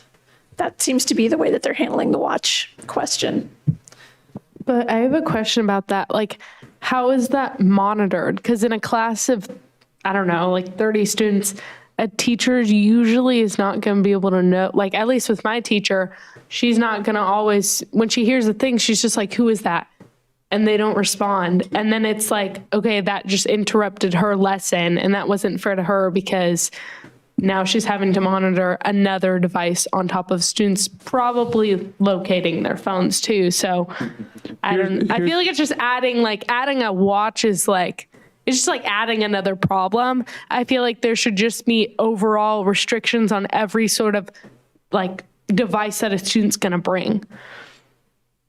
I worry about the parent response based on what we heard from parents and as a parent. A lot on the watch? It was. We had parents who sort of we had parents come to some of the meetings that started from a place of, you know, I don't care what rule you pass, my kid's having a phone. And then when you drill down through that conversation, it turns into, because they're worried about safety, they're worried about tracking their kid, they're worried about monitoring or being able to connect in case of an emergency. And the vast majority of those parents, when you have that conversation, when you discuss them being able to keep their watches, that changes the conversation for them. Then it's, you know, okay, well, yeah, in an emergency, then I could contact my kid on their watch and that would be fine. That's right. If they had that, then I'm fine with the phones being banned. So it's just a thought. Maybe if we did say watch, here's the parameters, and then if it doesn't work, we could come back, and I think you're a very reasonable person. You understand the education world as much as anybody, and you telling me that, hey, I want my daughter having a watch at school, I have to weigh that. And I do. Right? And I would want my kid to be able, I want to be able to get a hold of them too. So maybe we do the thing where we, K through 8, kids can have watches. If the parents understand and the parents sign a little paper, hey, these are the things that your watch can do. First offense, second offense, that we do all that. But it's also very clear to them, they sign, it's not the kid that's going to hot jack or whatever they do the thing, but the parent. So the parent knows these are the expectations of the district. Here's what the parent is agreeing to, right? Because it's the parent who's going to change where that watch can do something different, right? But we can always come back to this if we start getting feedback from you guys and say, hey, the watch thing ain't working. We're having a lot of trouble with it or whatever. and we can modify. So, or we can say, hey, if our test scores go up 20%, every time it goes up 20, we'll keep dropping it a grade. You can have your phone, make them happy, make us all happy. So let us take a stab at it.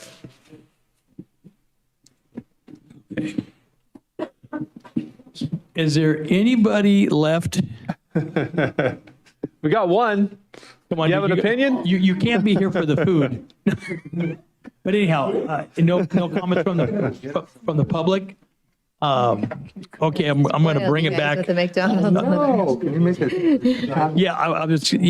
That is a great idea.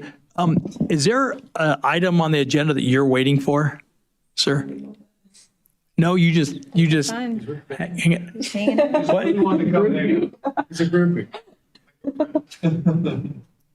Oh. Oh, come on up. No. You got to go to the front. You got to say your name. I'm Diego Madrigal. I'm also your senior class treasurer. Okay. As well as your. Wait a minute. So you guys are going with the ASB money. first gentleman. But I did want to mention something. I've had my core teachers. I've been in the same core vineyard for the past 2 years, and the first year. In the beginning, they didn't really do much about phones until it started to become, a problem. And then they implemented the pockets. You all know those pockets that they hang up on the wall. Everyone has their own number already designated on the attendance paper, so everyone already knows their number on where to put their phones. But that was working pretty good. And then this year, they started going easy because they started getting these boxes. They just, from what I've seen, it's only really been our core. They had these boxes that they lock. They keep it open because the majority of the time it's in front of the class. So everyone sees if someone goes to get a phone, everyone sees that they go get a phone, or the teacher is able to notice, oh, look, someone's going to go get their phone and be like, what are you doing? Or why are you going to go get your phone? But it's been working for the whole year. No one has had a problem with stealing phones. It could happen. I'm not saying it. From what I've heard in my core, no problems have occurred, and it's been working fairly well. Everyone in my class is paying attention. You look around, some people may have their burners, but that still lowers the amount of people that are actually on their phones. Not everyone's gonna go aside and buy an extra phone, But other than that, those boxes, they've worked very well. Nothing much to say. Do you think that the boxes, even though they're not locking them, worked better than the phone hangers? Because I've noticed the hangers, it's easier because they're usually by the door. I do. Okay. Because also, if a teacher's not paying attention, I want to go to the bathroom. They sneak off. They right out the pocket. With those, they have a door. You got to open and then close it. It's pretty difficult to sneak off a phone unless teacher's not in the room or completely not paying attention, or if it's in a place where it's easy to grab. They just have to have it somewhere where it's noticeable. Other than that, That's been working great. Great feedback. You did tell on yourself. Of course. Your girlfriend now knows that you might have a burner, so she's going to be looking for both phones to check your texts. I would never. No reason for me to have one. But now we're going to move. Oh, sorry. Go ahead. Oh, no, and at first also freshman and sophomore, I'm pretty sure that's also when they probably sophomore is when they had the pockets still. I was still in Vineyard. And then during that time, I did usually notice more people having their phones during class. But I think the pockets are just very easy to access, and they just ended up not working. And ultimately, teachers ended up not even using them at all and just being like, just don't use it because it's just too much. Like, oh, they got to worry about this. Who took the phone? Oh, do I have to check it again at the end of class? It's just a lot of work for the teachers. Did we ever have any issues of people, their phones getting stolen or missing? Brian, you hear much? Years, not since phone security improved, where it's not like you can just pull a chip out, put a new one in, and sell the phone. No, yeah, and with also new iPhones, like even if you turn it off, you could still see the location on Find My iPhone. So, and to sign it all off and do all that, it's a lot of work, and you need another computer, and it just takes time to do that, and it's just risky. You know, why would you steal a phone? That's expensive, and at school you get in trouble for it. Got it. You're gone. Well, thank you very much. Appreciate you chiming in. Thank you. All righty, all good. Good discussion. Natalie, you know he would never get a burner. You got 3 brothers that would beat him up. Okay, so moving on now to, you know what, I have a question, everybody. We've done this once before, but since we're on to 5.3, which is now 5.4, on the consideration of approval for the CSBA recommendations, we were thinking that we weren't going to take action on this tonight as much as just talk about it, kind of figure out what we're doing on it. Considering the time, do we want to go through the rest of the agenda first and then maybe come back to that if we have time? There's a publication code that by law has to be approved, and the administrators need time to be able to get it into their handbooks and distribute it, out there. So we are kind of running out of board meetings. I mean, I'll do it in whatever order number you want for tonight. Yeah, I wasn't sure. But it would be helpful, since we moved this already 1 month, that we do take action on it tonight. We can always take action again and have a greater discussion. If you need that specific language, we could always bring it back next month and have a more robust discussion about policy. If you wanted to approve it, it's up to you.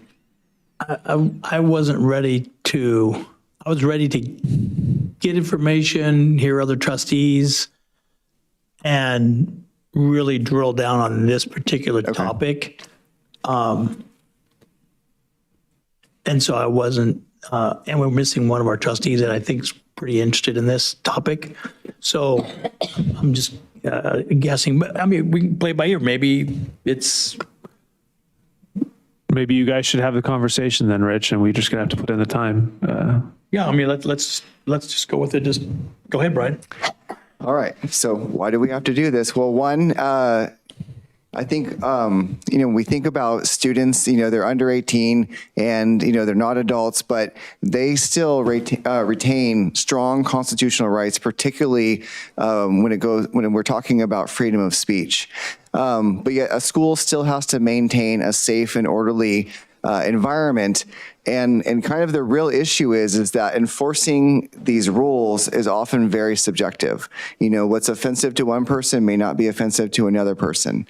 And so what our hope is tonight is to be able to create that clear guidance that protects our students' right for speech, but also direct staff and the district and how we should kind of handle these situations as they come up. So for those of you where it's been a minute since you've been in the first year of law school, why do we have to do this? Well, it's the First Amendment to the Constitution. It's also in the California Constitution, and it's also in Education Code. And then there's a number of key court cases that specifically deal with student speech.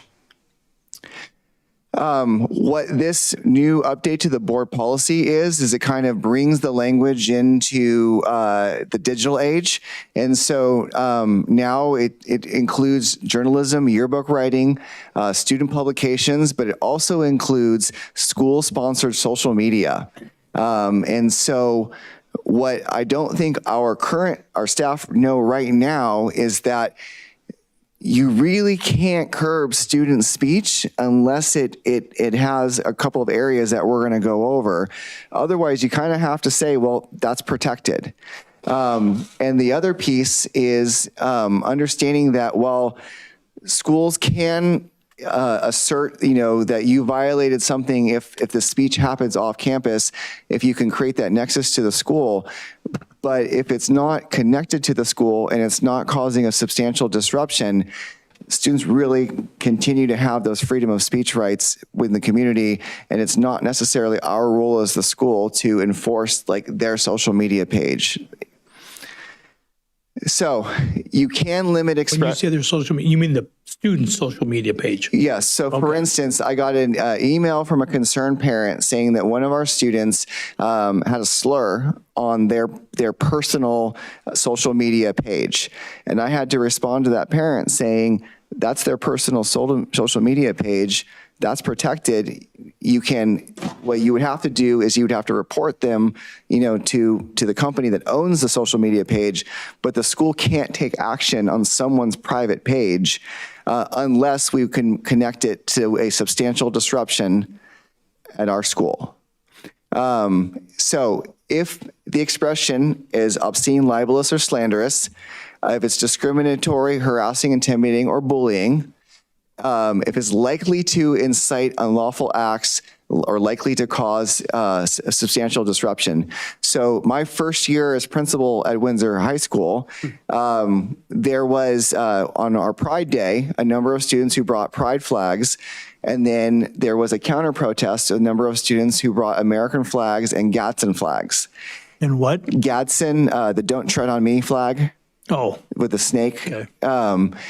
And to the point where it caused a substantial disruption as students were trying to run around and take each other's flags. And so we went and said, no more flags. Was that taking away their freedom of speech in that moment? Yes. Did I feel like I could demonstrate that it caused a substantial disruption? Yes.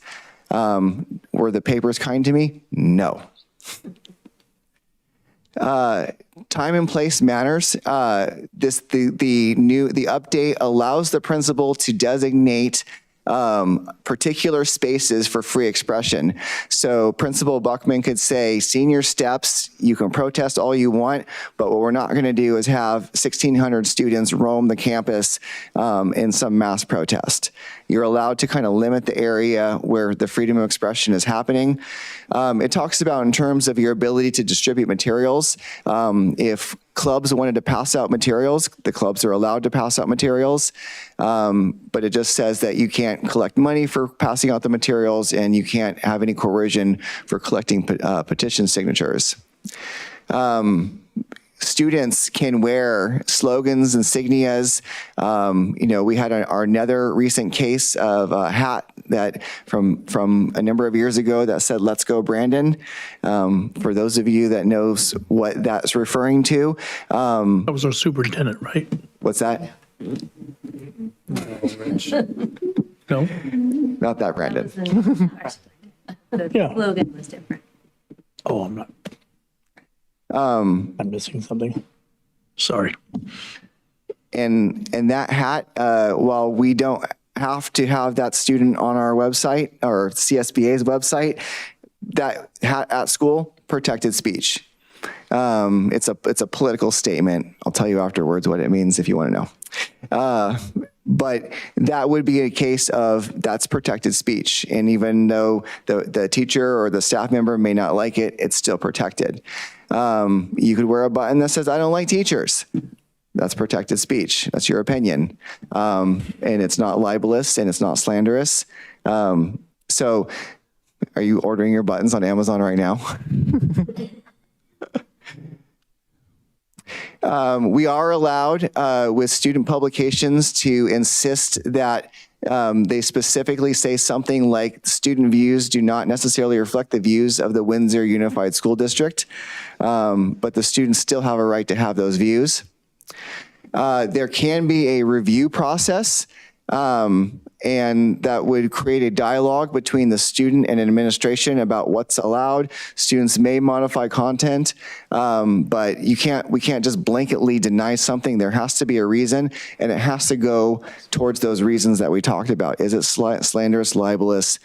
But students also have to follow the standardized journalistic, language when they do that. So, when you're going to have that journalism class, they're going to have a lot of freedom to do that, but they also have to kind of follow those journalistic norms.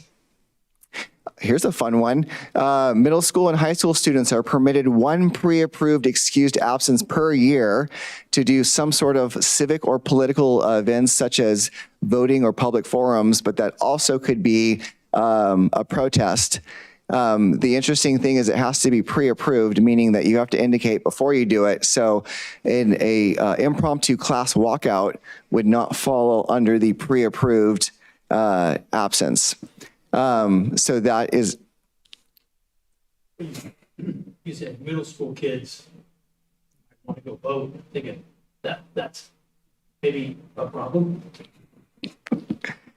But you can, so if there was a local protest, let's say on the town green, and the parent called in and said, my student is going to participate in that protest, we would mark that as an excused absence for one time per year. So that would be an example. Do we get ADA on excuse? We do not. So the recommendation is that the board review administrative regulation and look at kind of all the areas. In the item, I included the CSBA redlining markup so you can see exactly what's being changed and modified. If there are no changes, then it would be to approve the regulation. And then if their changes need to be made, then we can push it to a further month. But we are required to get this publication code into the student handbook for next year.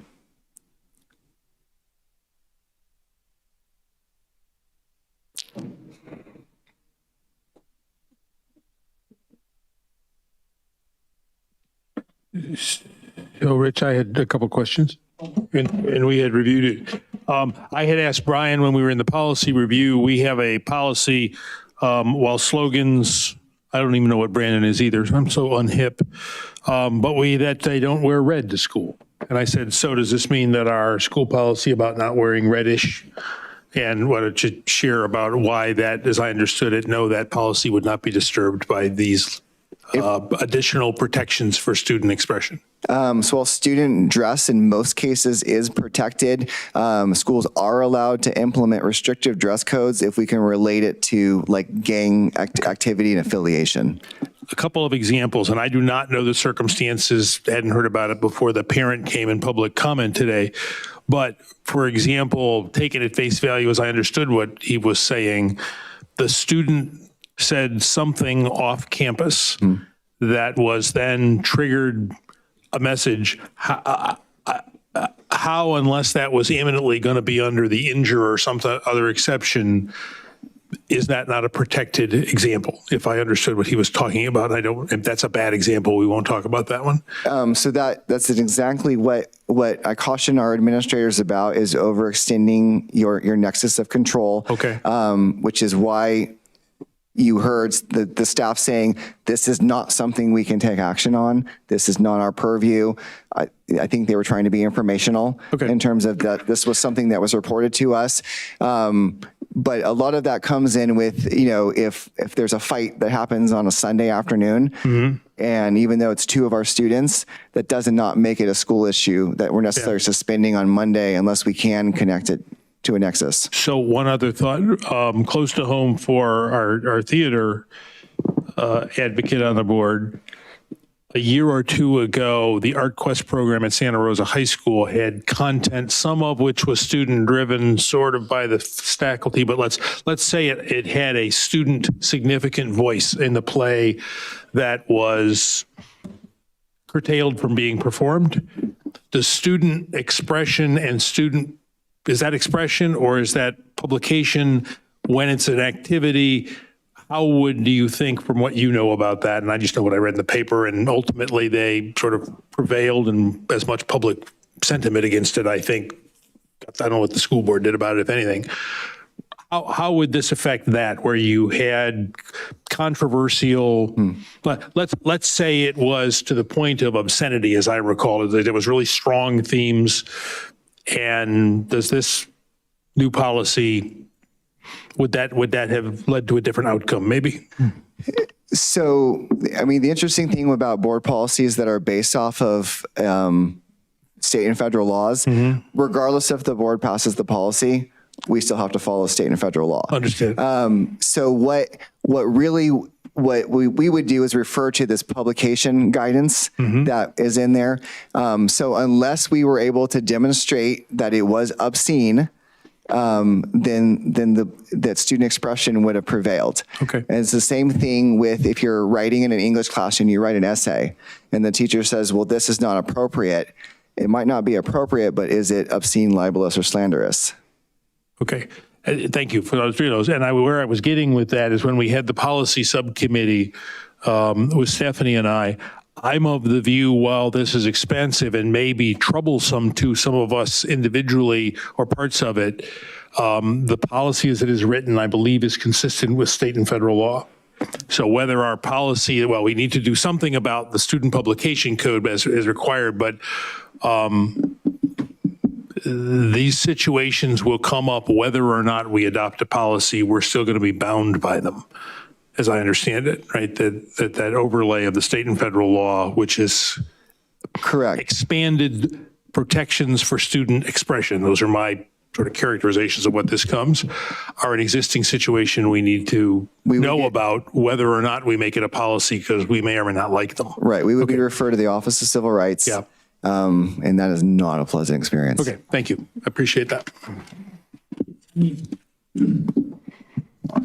To Bill's point, we have to follow the state and federal law or change it. I mean, we have those are our two choices. One, by the way, I just looked that up, what the Brandon thing was. Yeah, we don't need it. Had no idea. So anyhow,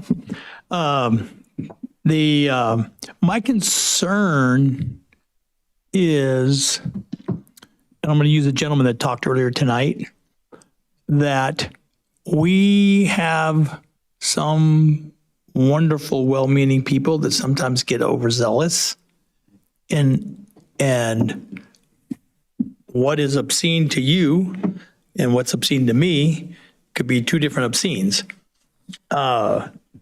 What's libelous and slanderous? I mean, I'm going to use myself as an example here.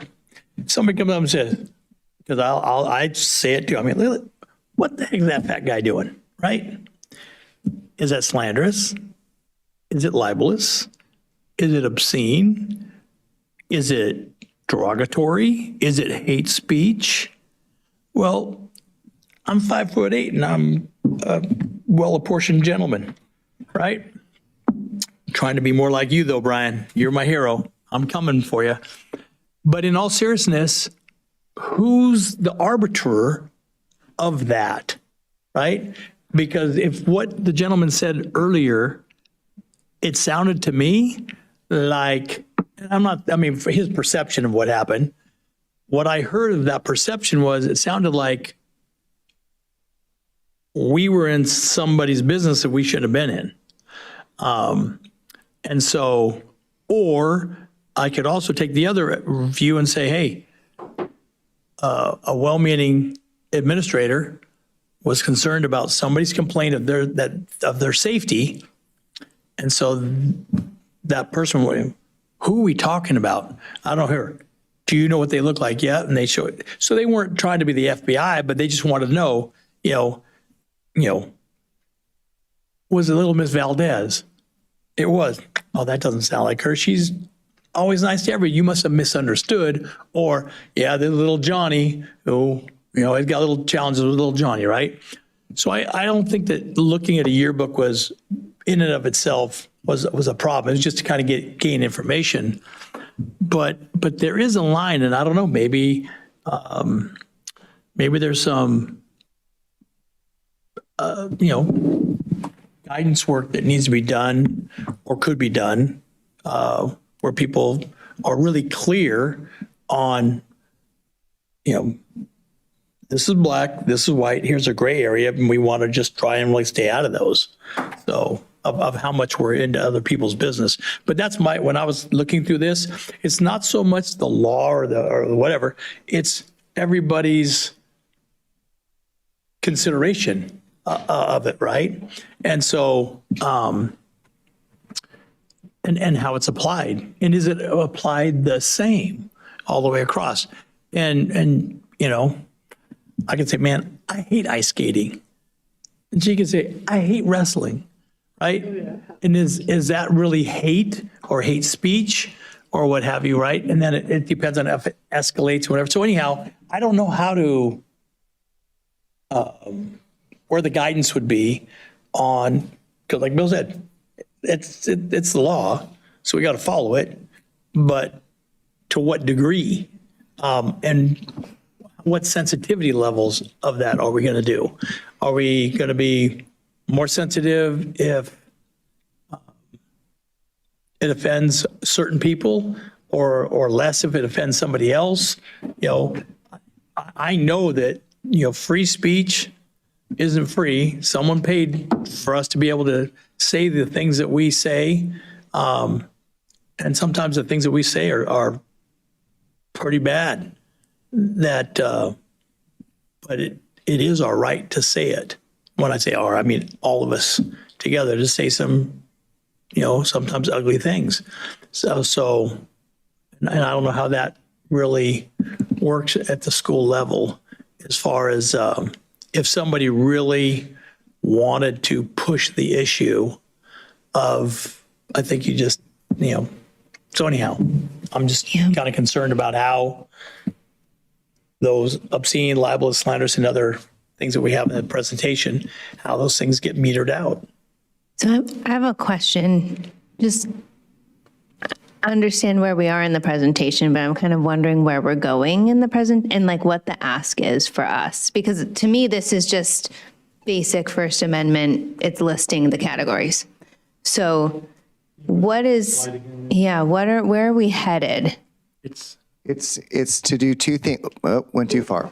One is to approve the board policy and administrative regulation 5145.2 and all the red line changes that are in there.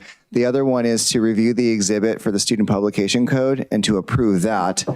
Once that's done, either tonight or with changes in the future, then that student publication code will be what we refer to when, as Rich was saying, who's the decider. That code will be what we refer to. It's what the parents will be aware and the students will be aware that these are their rights, as well as when we would do this. And it's hard. On one day, a student could say something and no one pays attention to it. And the next day, a student could say the exact same thing, and all of a sudden a huge crowd forms and it becomes a substantial disruption. What they said didn't change, but the environment did. And so day two, you might have to make a change and say, no, we're not going to do this today. And they're going to say, you know, well, so-and-so got to do it. Now you're violating my rights. And then we have to point to the substantial disruption. So none of this is going to be clean. And that's why we do a lot of scenarios with our administrators to make sure that they've kind of experienced enough of these of like, what do you do? And that is my concern with the substantial disruption. Because if Brian's going to start talking about how, you know, we love basketball and I don't want to hear it, I just got to create a big enough fuss so that way I can shut you up by creating a substantial disruption. And we've all seen videos of board meetings where that is what they do, right? You know, and they try to shout down, you know, public speakers, and yeah, that is a tactic. Yeah. You mean on TV? Right. Like we've seen clips where you have public speakers and in other board meetings where, you know, people shout and shout down the speaker. Yeah, that is a tactic. So what I understand the ask to be is the administrative regulation is like a legal update and an update to include kind of like new technology. Yes. And then the written publication policy is a new policy, or the school publication policy is a new component of this that we haven't had before. Yes, and it adds the key things that the new language adds. It explicitly spells out the reasons why we can limit expression. It allows the principal to designate the free expression zones, and it allows for the requirement of the disclaimer that says that the student views do not necessarily reflect the views of the Windsor Unified School District. I did like that. Can you go to the? Oh, so it's all free together. expression page? Yes. Okay, got it. What'd you say? No, I can pull it up. Hit your button. And I don't think we have a lot of latitude, right, to change any of this. Correct. We would just be out of compliance with not having a publication code. Got it. Yeah, I don't really have an issue per se with what we're going to approve, because like Bill said, this is pretty much the law, right? Yeah. And if we have a real issue with it, then we have to work to have that law changed. My concern really is more of the application across the board. And that was the whole, quite frankly, was the thing of, how do I shut Brian up? I just go and have a disruption, whatever it is, right? And then so your ability to exercise your right to speak your mind is getting squashed because I'm outmaneuvering and politicking, using the language to shut you up. Well, creating that disruption is a violation of California Education Code K, disruption defiance. So we can take action against students who are causing a disruption.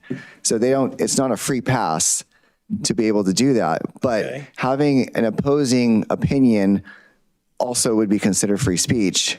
So if you were up there and you were talking about apples, and I hate apples, and I'm a banana guy, so I have a big old banana problem, right, to kind of basically create an issue. In our policy then, which I didn't read it that way, but if that's cool, that I'm actually the one who's violating part of the statute by creating a big fuss. Different part. To keep you from exercising your rights. We have that ability in here. That goes under a different part of Ed Code 48900 that says, how you need to conduct yourself at school. Very good. So you can't harass, you can't intimidate, you can't bully, you can't do any of those things. So if you're doing any of those things to stop someone from speaking, that is a violation of California Education Code, but it's not necessarily a violation of your free speech. Got it. Okay. No, thank you. That makes complete sense. It makes me less concerned then. So like the tricky ones is a student who wears a Confederate flag shirt. Okay. In this county, we probably could make a case that it's discriminatory, harassing, intimidating, or bullying. In other counties in California, they may not have that same view.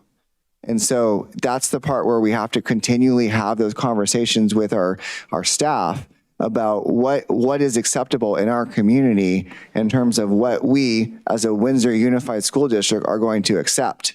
And I think that is the role that the board has, is to be able to say, as the representatives of the community, these are the standards that we want. And then as long as they pass muster with a legal review, if we ever get challenged, then those are our standards. But ultimately, you're saying that by who you're hiring and the job that we're doing, right? That's really where your power is, because if we're not interpreting these things as you would want us to, then you're not going to have us in our positions. So to Brian's point, it changes wherever you're at, right? See, I disagree with that. We're not hiring you to have a certain view. We want you to write down the line. But what I'm saying is, Brian's made the point numerous times, there's no right down the line here, right? It depends. The Confederate flag shirt is a perfect example. Here, that might be unacceptable, but in somewhere else, it might be acceptable. Mm-hmm. So if we're not managing the fallout of that situation effectively, then it feels like that's your oversight, not necessarily the policy. Right. The values and the priorities, I think, are part of what we get elected to be, that community voice, right? And so I think that's where Superintendent Decker was going. Where we see this is on these blurry areas. the policy says what it says. What those means, I don't know. It's everyone is a separate interpretation, but we hire and give direction to the superintendent, and he hires the other people, but to carry out what that local interpretation is, right? So not necessarily Jeremy himself, but Jeremy executing the will of the board. And again, as people change on the board, that will and community direction can also evolve and morph, I think. Yeah. But I think maybe, are we at a point where we can have a vote or entertain a motion or not on this? Yeah. I'm good. Okay, I would then, as a member of the policy committee, make them go back to what we're doing. I think we just have the first two. So to review and approve the policy 5145.2 and approve the exhibit as drafted for the student publication code. I'm not aware, and I haven't heard any changes. So as submitted at this point, certainly understanding that as issues come up, like we spent so much time in the last matter, that we can always regather and review these when we see, what the effects of this decision or this particular publication code is in application. If it's possible, not tonight, but if you guys could shoot us a clean copy that's, all the deletions and whatever. The red line? And we'll do that normally. We'll have the red line, and usually we have the clean copy. I noticed we only had the red line in here. Okay. So next time we do a board policy that's a one-off, we'll make sure we have both clean version of the red line. Okay. Sometimes it's so chopped up I understand. that you got to read it in the clean version. There were a lot. Yeah, and there is a lot. And I'll second Bill's motion.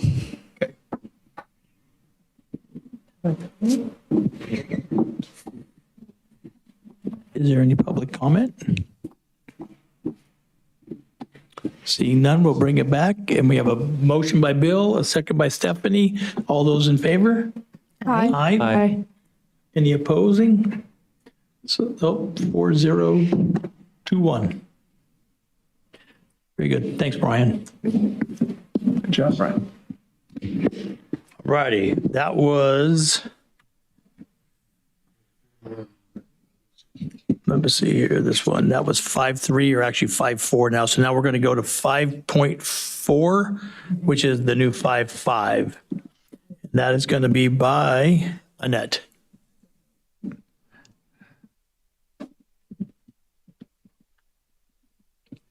Just say yes. No, this one is.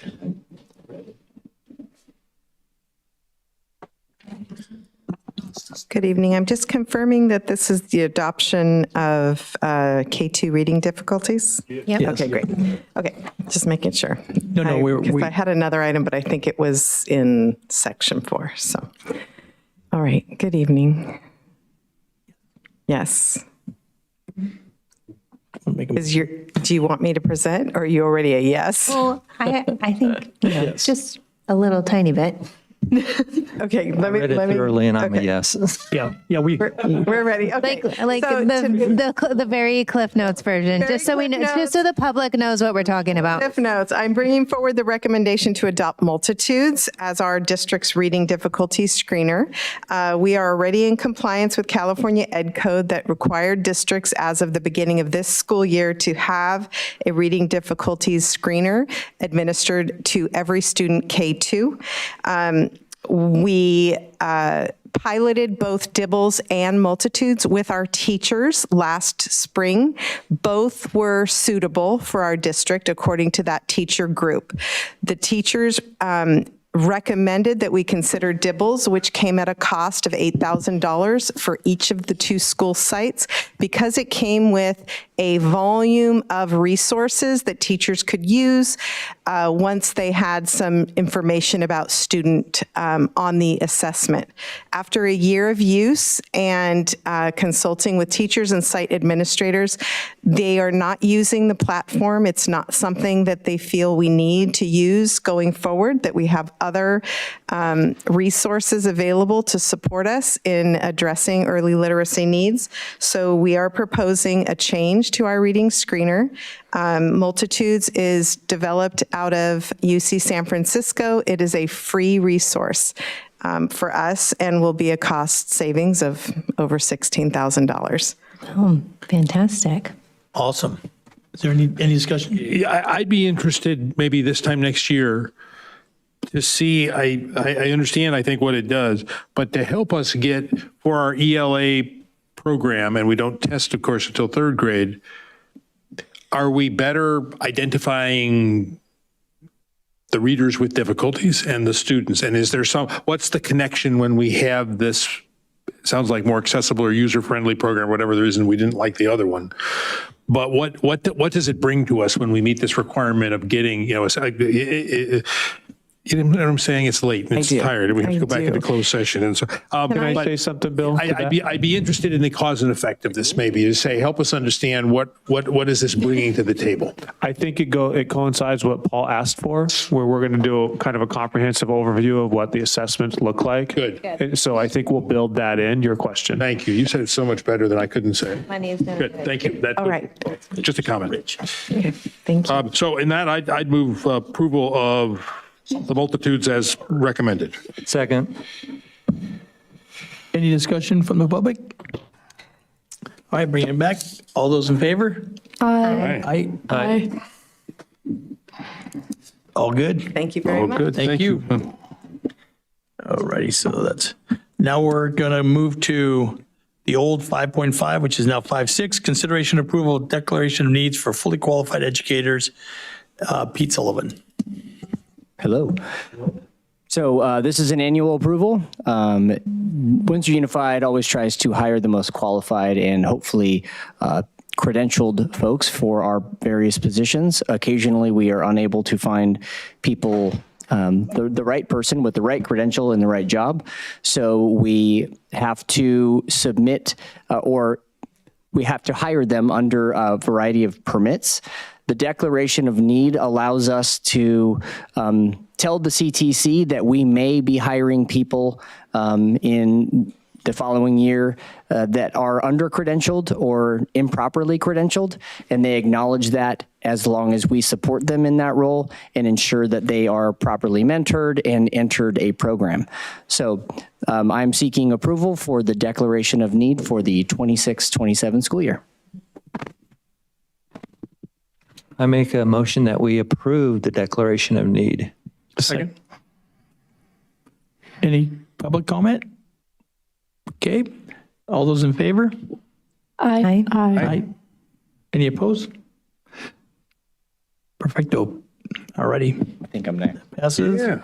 All right. Now we're going to go to 5.6, which is actually 5.7, consideration approve resolution 2026-24 in the matter of pre-retirement certificated part-time employment. Pete. We are seeking approval for phased-in retirement for Alfonso Salinas. Okay, this has to be a resolution, so we have to make a motion, which I will make a motion that we approve. I will second because he was my teacher. There you go. So he's about time, right? He deserves to. He's a young man. Wait, before you, I did have a question for you. This is a 0.5, right? Correct. Do we know who the other 0.5 is yet? I don't know yet. I've talked to Lydia a little bit about that staffing, and I'm not sure what she's going to do for the other side of that. Because you guys make it way easier than it was for me, Mr. Decker. I had to have who I was going to be sharing with and all of that. So we do a job this share. Is a lot easier. Well, you got Mr. Noonan and I approved it eventually. Eventually. Yes. Anyway. Any comment from the public? Okay, bringing it back to our board. All those, I'm sorry, you got to do a it's a roll call. Roll call. Rich, Yes. Paul, Yes. Stephanie, Yes. Rebecca, Yes. Natalie, Yes. and Bill. Yes. Thank you. All righty. That was fine. Thanks, Pete. Now we are going to 5.7, or which is now the 5.8, public hearing for resolution 2026-25 Williams quarterly report for January. This will be done by Annette instead of Brian this time. Got tired of getting beat up, huh? Come on, Miss Williams. Makes you the closer. No, I would take it, but you came to the cafe and I wasn't there to comp you. Oh, no, it worked. All right, what you have in front of you is our quarterly report, which shows that we, in the last 3 months, we have not had any complaints. I have to open the hearing. Minute, so just make sure the minutes reflect the time. All right, It's my favorite part. We open it up. we're going to open the hearing. Everybody's quiet. I get to tell a joke. No, it looks like 9:51. Austin's Open the going to hearing make at a comment. 9:51. Okay, we open the hearing at 9:51. It's going to sit there for a minute. And it's 9:52 somewhere, so I think we can close the hearing. Is there any comments from the audience? That's right.